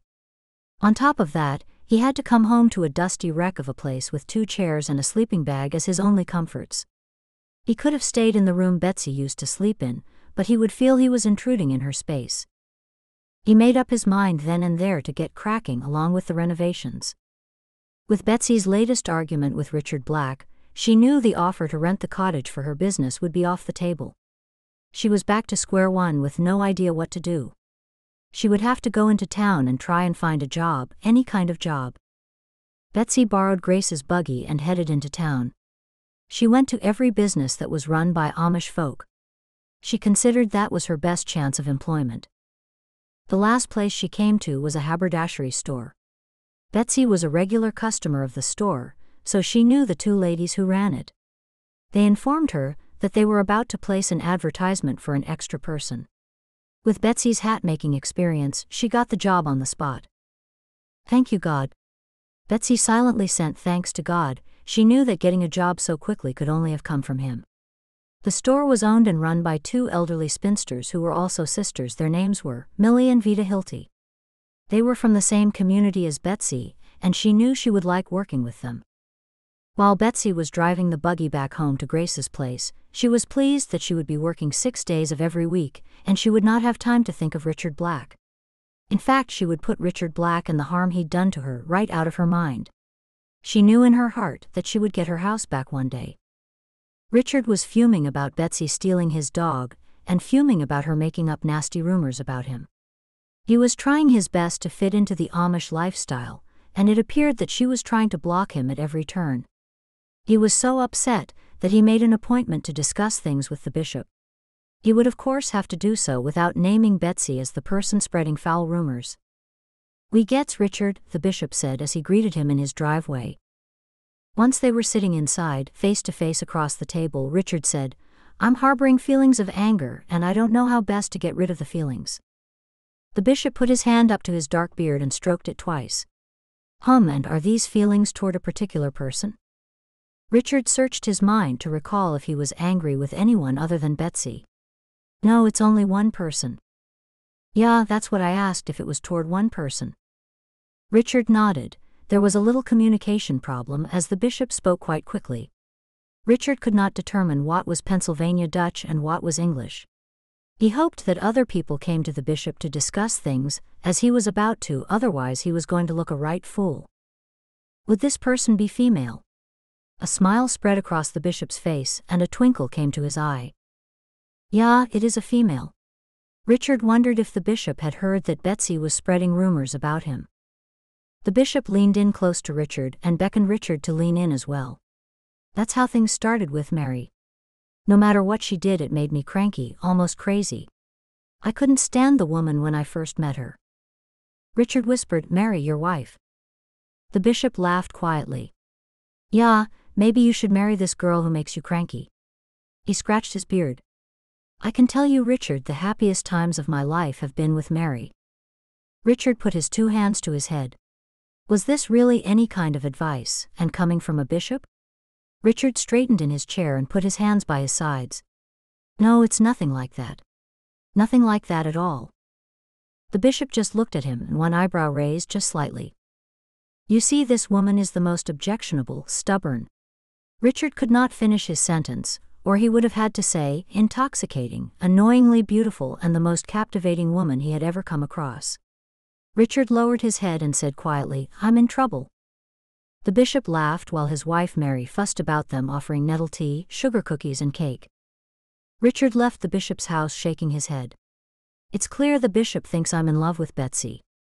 That's ridiculous, but why do I crave her company? I am drawn to learn more about her." Richard touched his lips as he remembered the embrace he had with Betsy, and the sensations that invaded his body when their lips touched so softly. Chapter 11. Now unto him that is able to do exceeding abundantly above all that we ask or think, according to the power that worketh in us.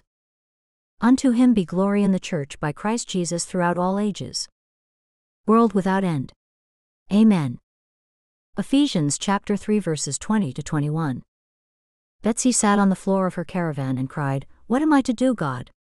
Please help me out of this mess I am in." Betsy knew that God would only get her out of the mess she was in if she confessed her sin of spreading rumors about Richard Black. It was a horrible thing to do and she wanted to hurt him, but now she was the one who was hurting. "I will have to tell the bishop what I've done.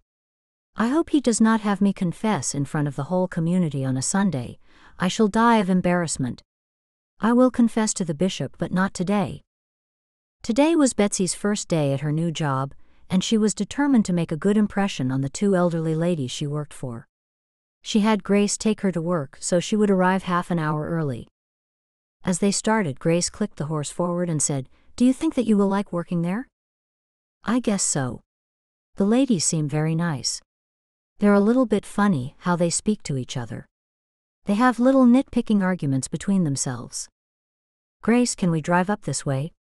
I want to go past my old house, well past the road, not the house itself." Grace turned and studied Betsy's face. "You're not spying on him, are you?" "No, of course not." Betsy straightened her prayer cap as she looked at her house surrounded by clouds of white dust. "I wonder what is happening. Shall we go and see?" "No, of course not. Anyway, I'll be late for work if we do." "We've got plenty of time." "No, Grace, just keep driving." As Grace drove past, Betsy turned around to see if she could get a better look at what was happening to her house. Once they were some distance up the road, Grace said, "Well, did you see him then?" "Grace, stop it. I wasn't looking for that terrible man. I was just seeing what he was doing to my house." Betsy bit on her lip and waited for her sister to correct her and tell her that it wasn't her house any longer. Thankfully she didn't. Betsy pushed the door of the haberdashery store open and her two bosses, Millie and Vida, met her at the door. "Welcome to you, dear," Millie said. Millie seemed to be the older of the two ladies. She was certainly the bossiest and the one to make all the decisions. The old ladies were similar to look at. They both had white hair like wool, shoulders slightly stooped, and were stick-thin. "Vida, you show Betsy where everything is, and I'll sort out some jobs that Betsy can do between serving customers." "Very well, Millie." Vida tucked her arm through Betsy's. "Come this way." Vida showed Betsy where everything was, as she was instructed. Once she was done showing her around, Vida said, "It wonders me that you're not married, Betty." Betsy giggled. "It's Betsy, actually." "Forgive me, Betsy." Vida stared vacantly at the ceiling as she said, "I had a very dear friend once named Betty." Vida paused and took a slow breath. "She got very ill and eventually she died, but she was a very good friend to me when she was alive, before she got sick." Vida turned her attention back to Betsy. Betsy wasn't sure what to say to the old lady who was staring intently into her eyes. "It's nice to have a good friend. If you aren't married, you only have friends, don't you?" Betsy was not sure where this conversation was going, but the dear old lady meant no harm with her useless prattle. "Yeah, I suppose so. Much chance of you getting a husband, do you think, before you get much older?" Betsy stifled a gasp at the old lady's enquiry. Millie stepped in between them. "Vida, leave Betsy alone." Millie pulled Betsy aside. "Come over here, Betsy. You sew, don't you?" "Yeah, of course I can sew anything that you'd like me to sew. We've got an order for curtains. Do you think you could do that?" "Yeah, curtains are easy. Really, it's sewing a straight line." "Good, there are the measurements, and it's that roll of gold brocade fabric over there." Millie stepped in closely and said in a low voice, "Forgive my sister, she forgets her manners sometimes." It didn't bother me at all. The truth was, it did bother her a little, of course. There was little chance of her getting a husband at her age. "She's a silly old lady sometimes," Millie said. Betsy considered it best to make no reply, and put her head down to study the measurements for the curtains. "The cutting table is over there, and the fabric scissors are in the drawer." Vida called to her from the other side of the room. "Remember, measure twice and cut once." "I will, thank you." "I'm sure she knows what she's doing, Vida." Millie's tone was sharp. Time must have flown by because it was no time at all when Vida said, "It's lunchtime, Betty. You can have a break now." "Okay, thank you." "Your break is half an hour and no longer, Betty," Vida said. Betsy wondered if she should correct Vida once more over her name, but considered it probably didn't really matter if she called her Betty. Vida walked slowly over to where Betsy sat. "Did you bring some lunch with you? You can share my pea soup if you didn't." "Oh, thank you, but I did bring my own." "You can eat out the back there, we don't like anyone eating near the fabrics." "I understand." Betsy folded the fabric neatly and left it next to the machine, and headed out to the back room to eat her lunch. To her surprise, Vida followed her and sat next to her. "Wonders me why a pretty girl like you isn't married."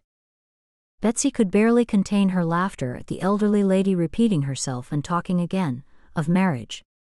Betsy only hoped that she would not talk about marriage the whole time she was eating lunch. Her sister Millie called out, "You've said that to her already, Vida. Just leave her alone and let her eat. Don't you tell me what to do. I own half of this place, you can't tell me what to do. Anyway, we're both eating lunch now, so it's not your business whatever I say." Vida leaned over to Betsy and put up her hand against her cheek as if she were telling a secret. "I didn't say that before, did I?" Betsy half shrugged her shoulders and attempted a little shake of her head. She did not want to get caught between the two ladies arguing. Vida whispered, "She thinks she owns this place, but she doesn't. I own half." "I can hear what you're saying, Vida." Millie's voice rang loud and clear from the store. HMMPH. Vida opened up a plastic container of soup, took a spoon from the drawer and began to eat the cold soup. Betsy was pleased she hadn't accepted her offer to share what turned out to be cold pea soup. She had to stop herself laughing at Vida loudly slurping her soup from the spoon. "How long have you owned this place?" Vida looked up from her soup. "We've had this place for nearly 40 years. I was just a young girl when we opened this place." "No, you were old. We were both old when we opened this place, and now we're both a lot older." Millie's voice again was projected from the store, and Betsy could only assume there were no customers who might be able to overhear the chatter. Betsy believed the two ladies might be in their 70s or possibly their early 80s. They certainly looked very old to be running a business. She wondered if she might be old one day and running a business as a spinster, just like one of these ladies. Not that it would be a bad thing if that were to be her lot in life. They did seem to enjoy themselves. Once Betsy had finished eating, she went back to the showroom to the little area where the sewing machine was set up. Millie came over to her and inspected her work. "That's a marvelous job. We didn't really employ you to do sewing. It's just that our regular girl who sews for us is away. This curtain order is due in the next couple of days. Do you mind if we get you to fill in with the sewing now and again?" "I truly don't mind at all." Betsy didn't mind what she did. In fact, the busier she was, the better. "What will be my regular duties?" "Just sales mostly. Selling to people who walk in and advising them on fabric choices, that kind of thing." Millie sat on the table and looked at Betsy in the chair. "You said the other day that you used to make hats?" "Yeah, I worked at Thomas's Hatmakers until they closed down." Millie nodded. "I know Thomas's Hatmakers quite well. Why did they close?" "I'm not really sure why they closed. It was quite sudden, that's all I know." Millie rubbed her chin with the back of her hand. "Were they busy?" "I was kept busy enough making the hats. I was never sitting around with nothing to do, but not all the hats were special orders. I did make a lot for the store as stock. I've had it in my mind for a time to make a little side business here with hats. I'm just mulling it over at this stage. I bought some equipment in a sale recently, so I'll guess that'll come in handy if I go ahead with it." Betsy just nodded and said nothing. Could it be that she bought her hat-making machines that the bank took from her? Betsy was far too embarrassed to ask such a personal question as where Millie had bought the machines. If they did turn out to be her machines, what then?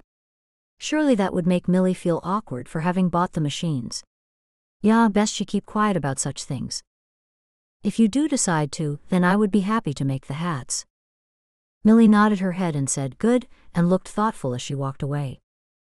It was then that a thought occurred to Betsy.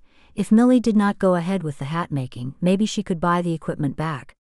Surely the second-hand equipment would be much less a cost than brand new equipment. Remember, Betty cut once and measure twice. Vita's voice reverberated around the store as she yelled out from the back room, and even Millie had to laugh. Betsy caught Millie's eye from across the room, and Millie mouthed the words, "I'm sorry," to her, which made Betsy have to stifle a giggle. When the store closed for the day, Betsy realized that she'd laughed more in one day than she had laughed in an entire month. Chapter 12. That Christ may dwell in your hearts by faith, that ye, being rooted and grounded in love. Ephesians chapter 3 verse 17. Richard woke up in good spirits. It was a beautiful sunny day. He walked outside the house with Max and looked up at it. Today he had the builders in, and they were redoing the walls and replacing some of the rotting floorboards. The house had been grand at one point in time. Not grand in a decorative kind of way, but grand in the way that it was large and stately. It was large enough to be converted to a B&B. Although that was not what Richard had in mind, he wanted a quiet and peaceful life. He need not have bought such a grand home, and certainly would have bought a smaller house if it weren't for the fact that this home had been built by his ancestors. From his research, he found that the Blaus had built the house, and it was one of the area's oldest homes. The home consisted of an unusual central stone chimney, and a kitchen that had to be built by a skilled master craftsman. The cabinetry in the kitchen had stood the test of time, and was remarkably still in excellent working order. The floors throughout were made from wide planks of a wood that Richard was unfamiliar with, but would certainly find out what they were. Many of the boards were in good condition. The central point in the kitchen was a huge bluestone fireplace with cast-iron stove. The third floor had been used at some stage as a fourth bedroom, but was most likely used as an attic at one point in time. From this room, the wooden rafters and the high roof line could be admired. All the bedrooms were facing over the property. Richard did not know what the cottage would have been used for, and thought that maybe it was for the older folk of the family or for other relatives. Richard was suddenly aware of the clip-clop of hooves, and looked around to see Abigail approaching his house in her buggy. He walked over to her and helped her out. "Abigail, what brings you here today?" Richard looked at Abigail's clean clothes, then back to the dust coming from the house. "I'm pleased to see you, of course. I've been saying I'll come and have a look at the place." Richard looked over his shoulder at the clouds of dust billowing from the door and the windows. "I'm afraid there's not much to see today. I'm having the walls pulled down so they can put new surfaces on the walls, some of the boards replaced, and a few other things." "Well, I do have a tiny ulterior motive," Abigail said as she smoothed down her dress with her hands. Richard laughed. "Come over here away from the dust." Richard guided Abigail by the arm towards the barn. "I'm inviting you to dinner tomorrow night." Richard raised one dark eyebrow. "Is this a matchmaking dinner?" Abigail laughed. "How could you know that?" "I knew it was more than just a casual invitation." Richard wondered if he could ever find a woman as nice as Abigail. If only things were different, and she had chosen him instead of Jacob. Of course it was useless between the two of them now that she was married to Jacob. "Yeah, I do have a woman coming. She's very nice, and I think you will be pleasantly surprised." Richard's gaze fell on the horizon, which was bright against the morning sunlight. What could it hurt to have dinner at Abigail and Jacob's house? If he did not get along with the new woman, he could always talk to Abigail or Jacob. "Fine, I'll be there." "Are you sure that you can stay in the house while all this is happening?" "You are welcome to stay with us while you're renovating." "Thank you for your offer. Max and I have made a little place for ourselves in the barn for the next couple of nights. Then after that we'll go back into the house. Be sure to bring Max over and he can play with the other dogs." "Okay, I'll do that. I'll see you tomorrow night then." Don't forget. Abigail climbed back into her buggy. I won't, Richard called after her. Betsy could wait no longer. It played on her heart that she had spread evil rumors about another person. She arrived at the bishop's house without even making an appointment to see him. The bishop ushered her into his house. I've done a terrible thing, she said as soon as she sat. The bishop sat opposite her at his kitchen table. Go on. I've told people untrue things about Richard Black. The bishop did not look shocked, as she had expected he would. What kind of things? Betsy put her face up to the ceiling and blew out a deep breath. It was too horrible to speak of, and it was especially too horrible to tell the bishop, but she had to. I told people that Richard Black fathered a child, and he came to hide amongst the Amish to get away from the woman and avoid contributing to the child's upbringing. Betsy studied the bishop's face and expected a disappointed look. Instead, she was sure she saw a hint of amusement on his face. Betsy sat in silence as she waited for him to reprimand her or tell her how to make amends. Have you confessed your sin to God? Betsy nodded slowly. Yeah, I have. The bishop spread his arms out, palms up. Then God has forgiven you. Betsy looked at the bishop in shock and hoped he wasn't going to add anything more, such as she would have to confess her wickedness in front of the congregation. When he remained silent, she said, That's it. He leaned forward with his bottom jaw slightly protruding. What did you want? I don't know, I'm not sure. It's just that it was a wicked, horrible thing to do. Betsy chewed on her bottom lip. She almost wished she would have some sort of punishment, at least that might make her feel better. Maybe she would feel better if she did have to confess her sin to the whole congregation. God forgives us of all our unrighteousness if we confess our sins to Him and ask His forgiveness. The bishop smiled kindly. Of course you'll have to speak to Richard and confess to him what you've said about him. A wave of nausea swept over Betsy. She would never have said such horrible things if she knew she would have to ask forgiveness for them. Of course I do, don't I? Yeah, I think you know that you need to speak with him. Betsy nodded. Thank you for hearing me. Chapter 13. Now unto him that is able to do exceeding abundantly above all that we ask or think, according to the power that worketh in us. Unto him be glory in the church by Christ Jesus throughout all ages, world without end.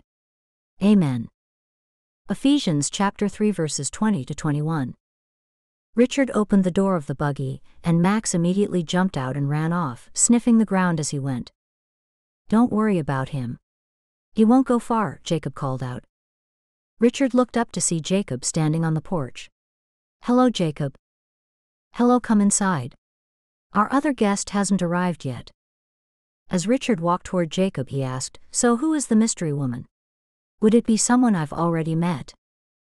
Richard hoped it wouldn't be Lucy.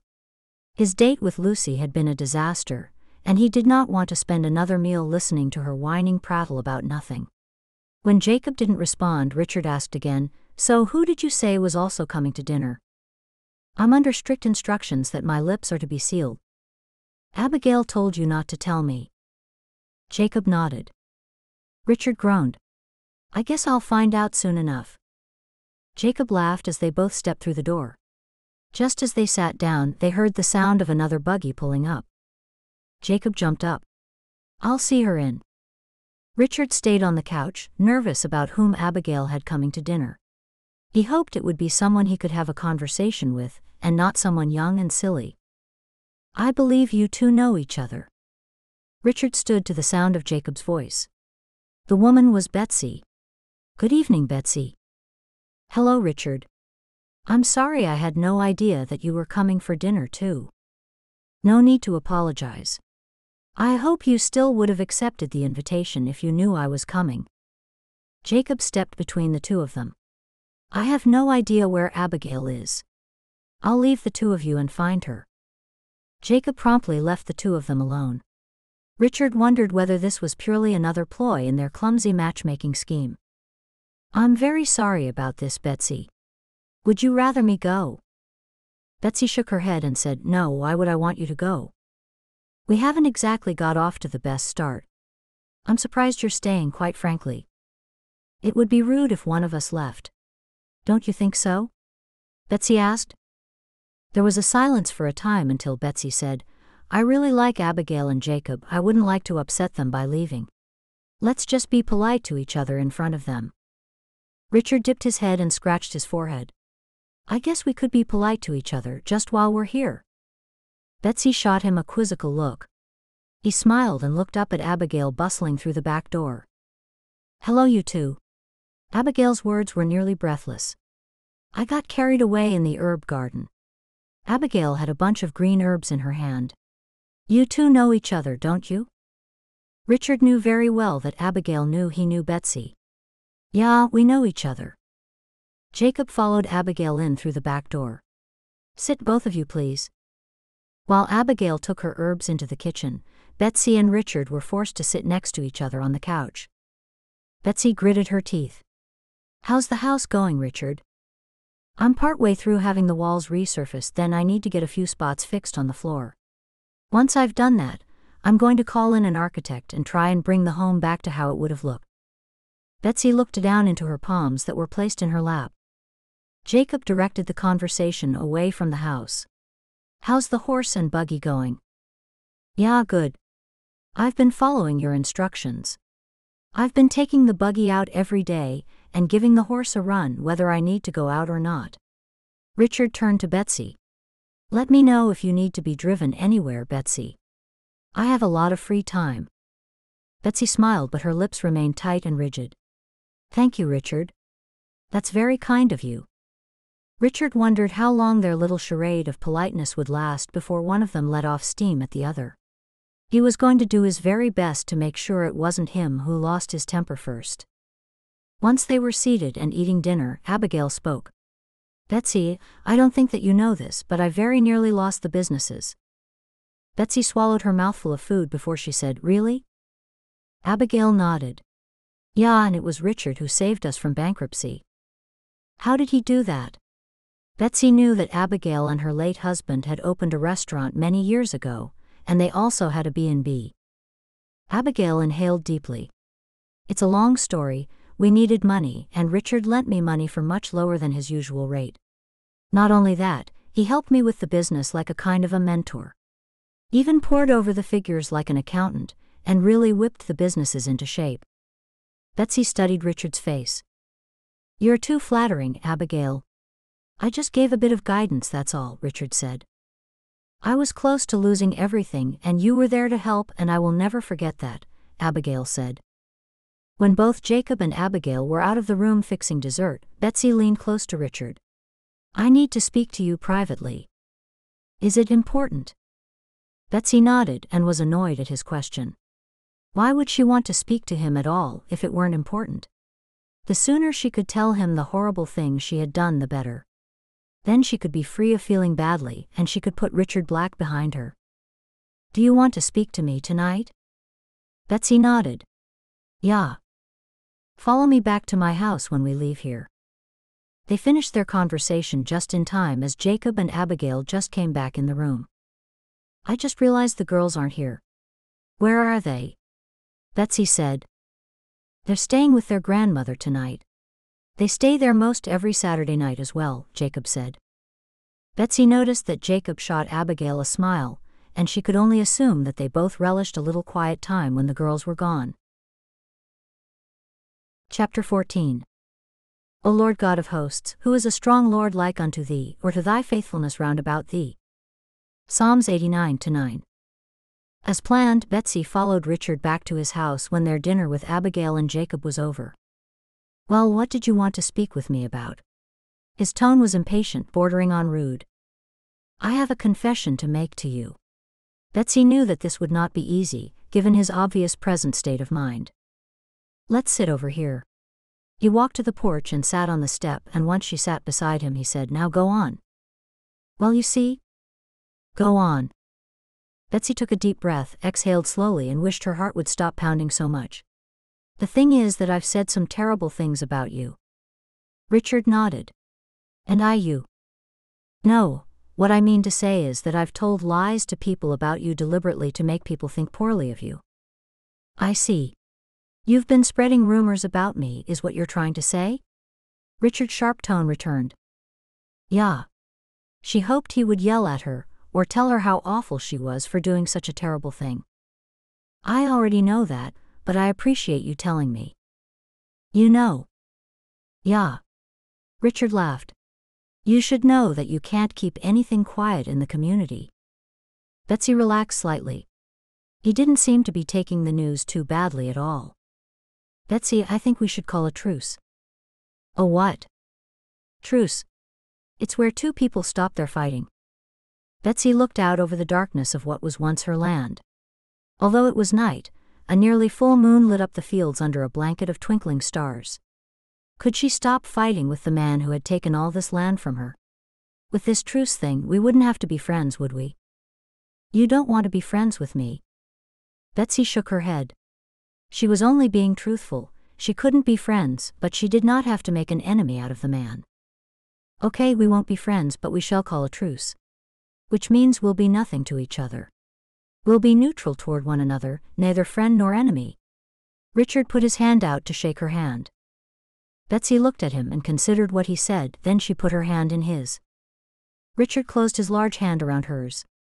They looked into each other's eyes. Betsy was lost in his eyes as she felt her hand being pulled toward him. He was going to kiss her like they had kissed before. She closed her eyes for an instant as his mouth moved to hers. She wanted to feel his lips on hers again and inhale his masculine scent. No, she pulled her hand from his at the last moment. She opened her eyes and jumped to her feet. We can do the truce thing. She sat down again and looked straight into his face. We'll be nothing to each other. We'll not be enemies and we'll not be friends. Okay? Richard looked straight ahead and nodded. Betsy stood up, and without saying another word, and without looking back, she got into her sister's buggy and drove back home, back to her caravan. Richard watched her leave and scratched his neck agitatedly. That woman has an effect on me like no other. She drives me wild in so many different ways. He smiled as he thought she would never marry me, she can't stand the thought of me. As he waited for Betsy's buggy to make its way up his long driveway away from him, he looked up at the house. He would find as much history of the home as he could, so he could pass on some of that knowledge to his children if he was ever blessed to have any. The next day at the haberdashery store, Vida was determined to speak to Betsy. I had a beau once. Betsy looked up from the sewing machine. You did? Yeah, I did. I was in love with him, very much so. What happened, if you don't mind me asking, Vida? Pride got in the way. Is pride standing in your way? The old lady bent down to look closely in Betsy's face. How do you mean, Vida? Betsy stopped sewing and looked into the kind wrinkled face. You're too proud to admit that you're in love with him, aren't you? Vida. Millie's voice was loud and angry. Leave Betsy alone, she's trying to sew. Once Vida was out of earshot, Millie whispered to Betsy. I'm sorry she's been listening to local rumors about you and Richard Black. Betsy smiled and nodded, and wondered what rumors were circulating about the two of them. She considered what Vida said to her. Maybe that overwhelming feeling she had for Richard was love. If only she wasn't also mad at him, then she might recognize if her feelings were love or something else. Betsy decided that after work she should pay Richard a visit, and see what would come of it. Just a friendly visit, as neighbors visit one another. She was glad that she'd borrowed Grace's buggy that day, no one would know that she visited him. Betsy tried not to look at her old house when she pulled up outside it. It was too painful to think about, let alone to look at the place that was once hers. She knocked on one of the large double doors at the front. No one answered, so she knocked once more. She was just about to give up and go home when Richard came around the corner. Betsy, I thought I heard someone knocking. Hello, Richard. I thought I'd visit. Richard did not answer her, he just stood still. Visit you as neighbors visit each other, she explained. It was then that he smiled. Come sit on the porch then. I've only just today got 2 porch chairs. As they sat, Betsy had no idea what to say. She'd already apologized for the nasty things she'd done and said what else was left to speak of. I've started a new job. Where at? Just at a haberdashery store. Betsy couldn't help but giggle when she thought of the 2 old ladies she worked for. Richard stared at her with such scrutiny that Betsy immediately became very uncomfortable, and she again became silent. "Betsy, I've never seen you laugh like that. You brighten the world with your laugh."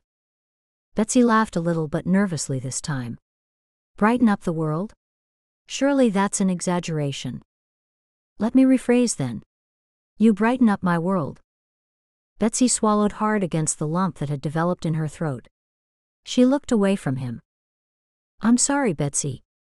I don't mean to be so forward, but you have an effect on me, an effect that no woman has ever had on me before." Betsy stared at him. Could it be that they were both in love with each other? "Betsy, I think that I have fallen in. I must go."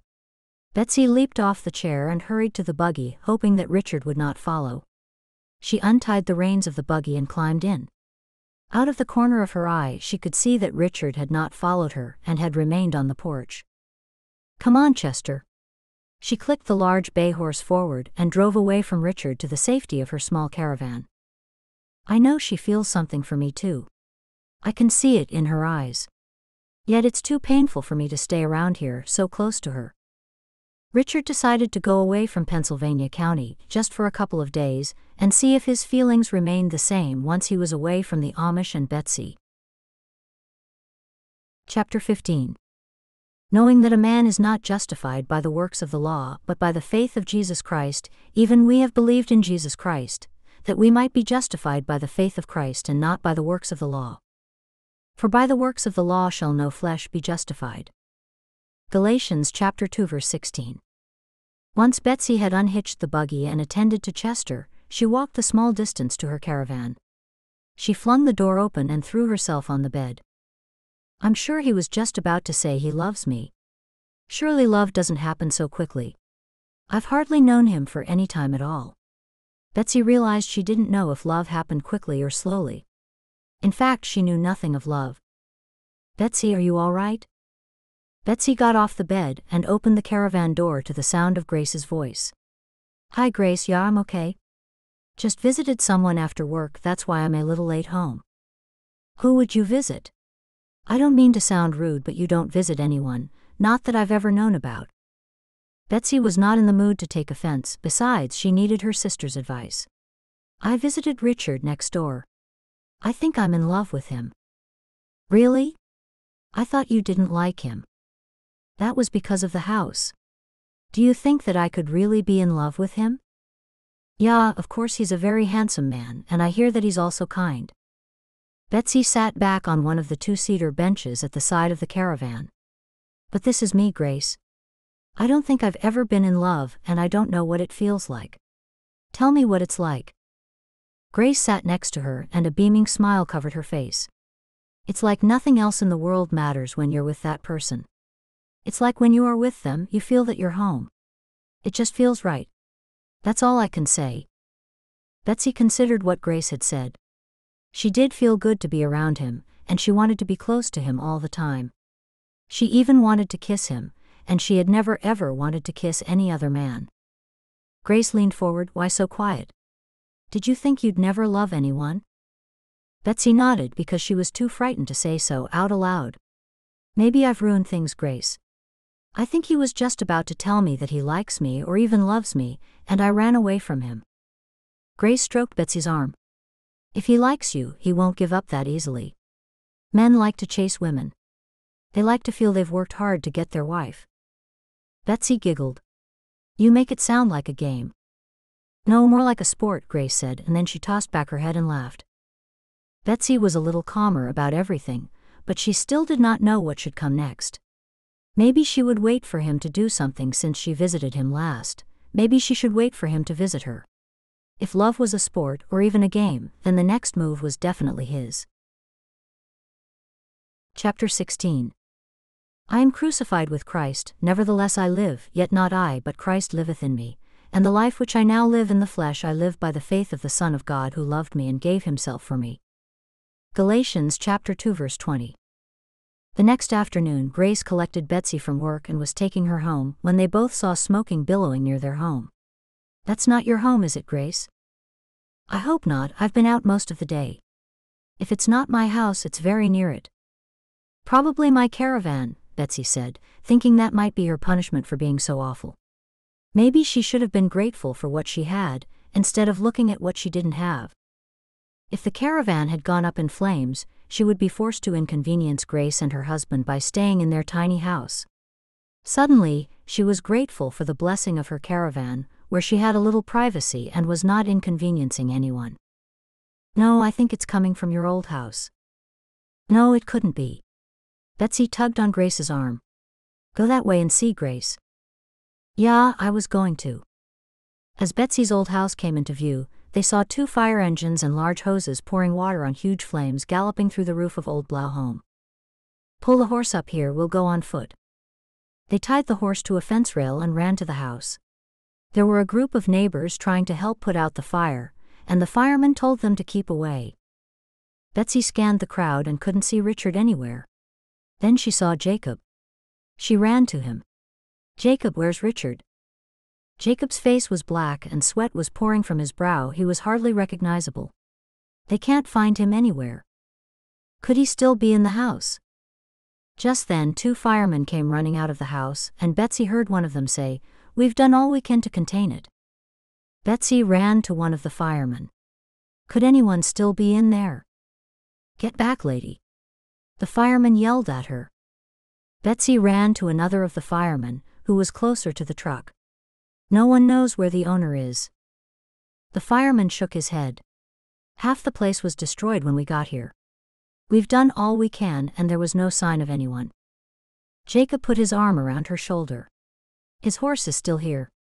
I've let him out into the paddock in case the barn catches alight as well."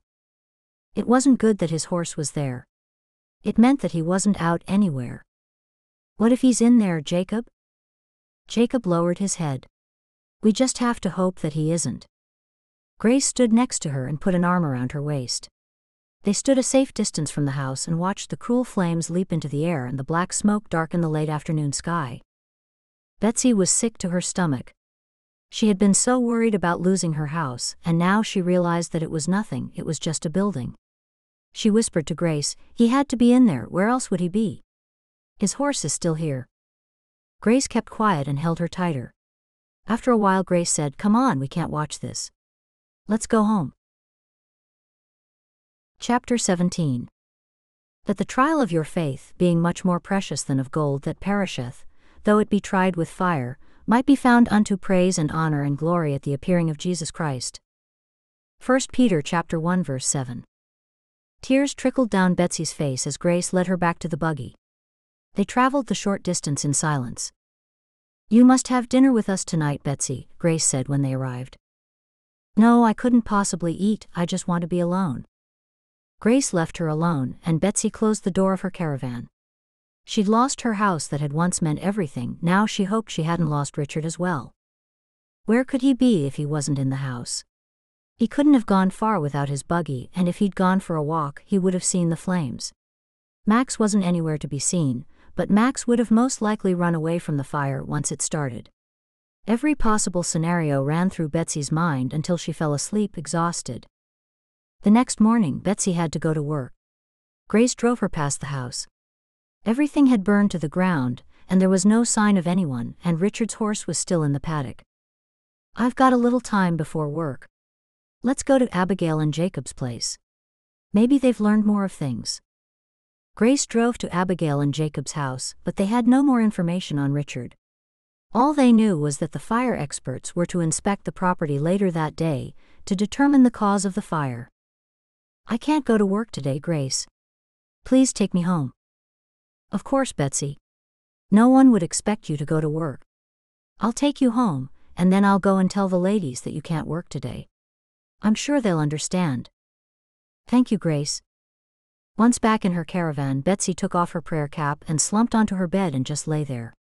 Numbness racked her body as she remembered Richard and how his smile made her heart beat faster, how his lips felt against hers. She sat straight up in bed when she heard scratching at her door. She opened the door to see Max. "Max, you're not stealing my dog again, are you?"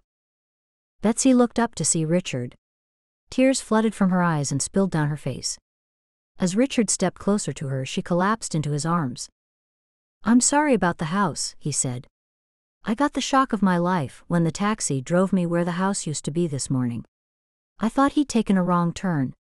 I've just finished speaking with the fire department and the police. Don't worry, it's just a house. She looked into his eyes. I was so worried, I thought that you might have died in the fire. Where were you? Max and I had to get away for a day or two to clear our heads. Did you say that you were worried about me? Betsy looked into his dark eyes and nodded. Richard, you can't go away and leave a horse in a stable. He had plenty of food and water, and I wasn't gone long. Betsy shook her head. Don't do it again. I won't. I'll learn to do things properly. Richard wiped the tears away from her face and then held her tightly. It feels good to have you in my arms. They held each other tightly for a moment, and then Richard said, Betsy, I think we should get married. Betsy pulled apart from him a little and opened her mouth, but she could not speak. I can't stop thinking about you, he said by way of explanation. Betsy managed a little laugh. What happens one day if you do stop thinking about me? Then I will be loving you and caring for you, and doing everything to make sure that you're happy. He took hold of Betsy's hand. You see, from the moment I first saw you, that time you kicked dirt at me with your little black lace-up boots, I've not been able to stop thinking about you. Richard shrugged. There is something about you, some essence within you that draws me to you like a hungry bee to a fragrant flower. Betsy put a hand to her chest. She was overwhelmed at his words. Her instinct was to laugh, but she could not draw a breath. Betsy, say you'll marry me, or I don't know what I'll do. Betsy looked into Richard's eyes, and the annoyance that was once in her heart had gone, and in its place was a feeling she'd never known. She too had a driving compulsion to be near him. Could this be the thing called love? As she stared into Richard Black's hopeful eyes, another tear trickled down her cheek. I want to say yes, but I feel that I don't know much about you. I'll tell you all about myself. What would you like to know first? Where are your parents, and do you have any brothers and sisters? My parents died years ago and I have a brother. He sighed. Do you want children? Yeah, I would like to have children. I'd like my house to be filled with laughter, happiness, and lots of children. Will you marry me? The bishop says we should get married. The bishop? Richard laughed. Yeah. I told him how I was annoyed and angry, and he guessed I was speaking of a woman and said that I should marry you. Maybe he was joking, I'm not certain. Betsy laughed. I went to the bishop too, to confess how horrible I'd been to you. She realized that Richard had only seen her at her worst, and still he wanted to marry her. Betsy considered the pain she had experienced when she thought he had gone for good, and the joy she felt now that he was in her arms. She did not want to let him go ever again. She took a deep breath and said, we should court first and then see what happens. Grace's words rang through her head that men want to work for their wife. She did want to make him wait just a little while. You're a stubborn woman, Betsy. He rested his head on hers, squeezed her tightly, and said, I'll build us another house exactly the same as the old one. The house doesn't matter anymore as long as you're safe. What was the cause of the fire? They're still trying to work out what started it. They've ruled out arson. You mean someone who deliberately lit it? A wicked thought crossed Betsy's mind. Did Richard light the fire so there would be nothing to stand in their way? Surely not. She dismissed the thought just as quickly as it had arrived. Yeah. It can't have been an electrical fault, because no electricity or wires were in the house. That's the most common cause of house fires, you know. Maybe I didn't put the fire out properly before I left. He shook his head. Who knows? Where are you going to stay? At Jacob's and Abigail's place, I guess. It might take a while for the house to be rebuilt. Richard held Betsy at arm's length and looked down into her eyes. So can we say that we are officially courting, engaged? Betsy nodded, and Richard scooped her up in his strong arms and swung her around until they were both dizzy. Richard fell to the ground with Betsy in his arms. You know we're going to get married one day, don't you, Betsy? Betsy smiled and said, My house, our house brought us together. As they both lay in the long grass, Richard said, Would you like to be married in our house as soon as I rebuild it? Betsy dug him in the ribs. I haven't said yes yet. Richard laughed, as good as if we're engaged. I think you have said yes. Anyway, at some point in the future, would you like to get married in our house? Betsy smiled and nodded. Yeah, I would. Richard stood up and pulled Betsy to her feet. My life has meaning now that I've found God and joined the Amish community. I'm glad I made the simple change. I'm glad you did too, and I'm glad you bought my house. As Richard held Betsy in his arms, she couldn't help but consider how God could turn a disaster such as losing her house into something even better. Something better was her finding a husband who was kind and whose heart was right toward God. Whither shall I go from thy spirit? Or whither shall I flee from thy presence? If I ascend up into heaven, thou art there. If I take the wings of the morning and dwell in the uttermost parts of the sea, even there shall thy hand lead me and thy right hand shall hold me. Psalm chapter 139 verses 7 to 10. Thank you for listening to A Simple Change, the last book in the Amish Wedding Season series. If you enjoyed this series, you might also enjoy the 6-volume Amish Romance Secrets series. Book 1 is A Simple Choice.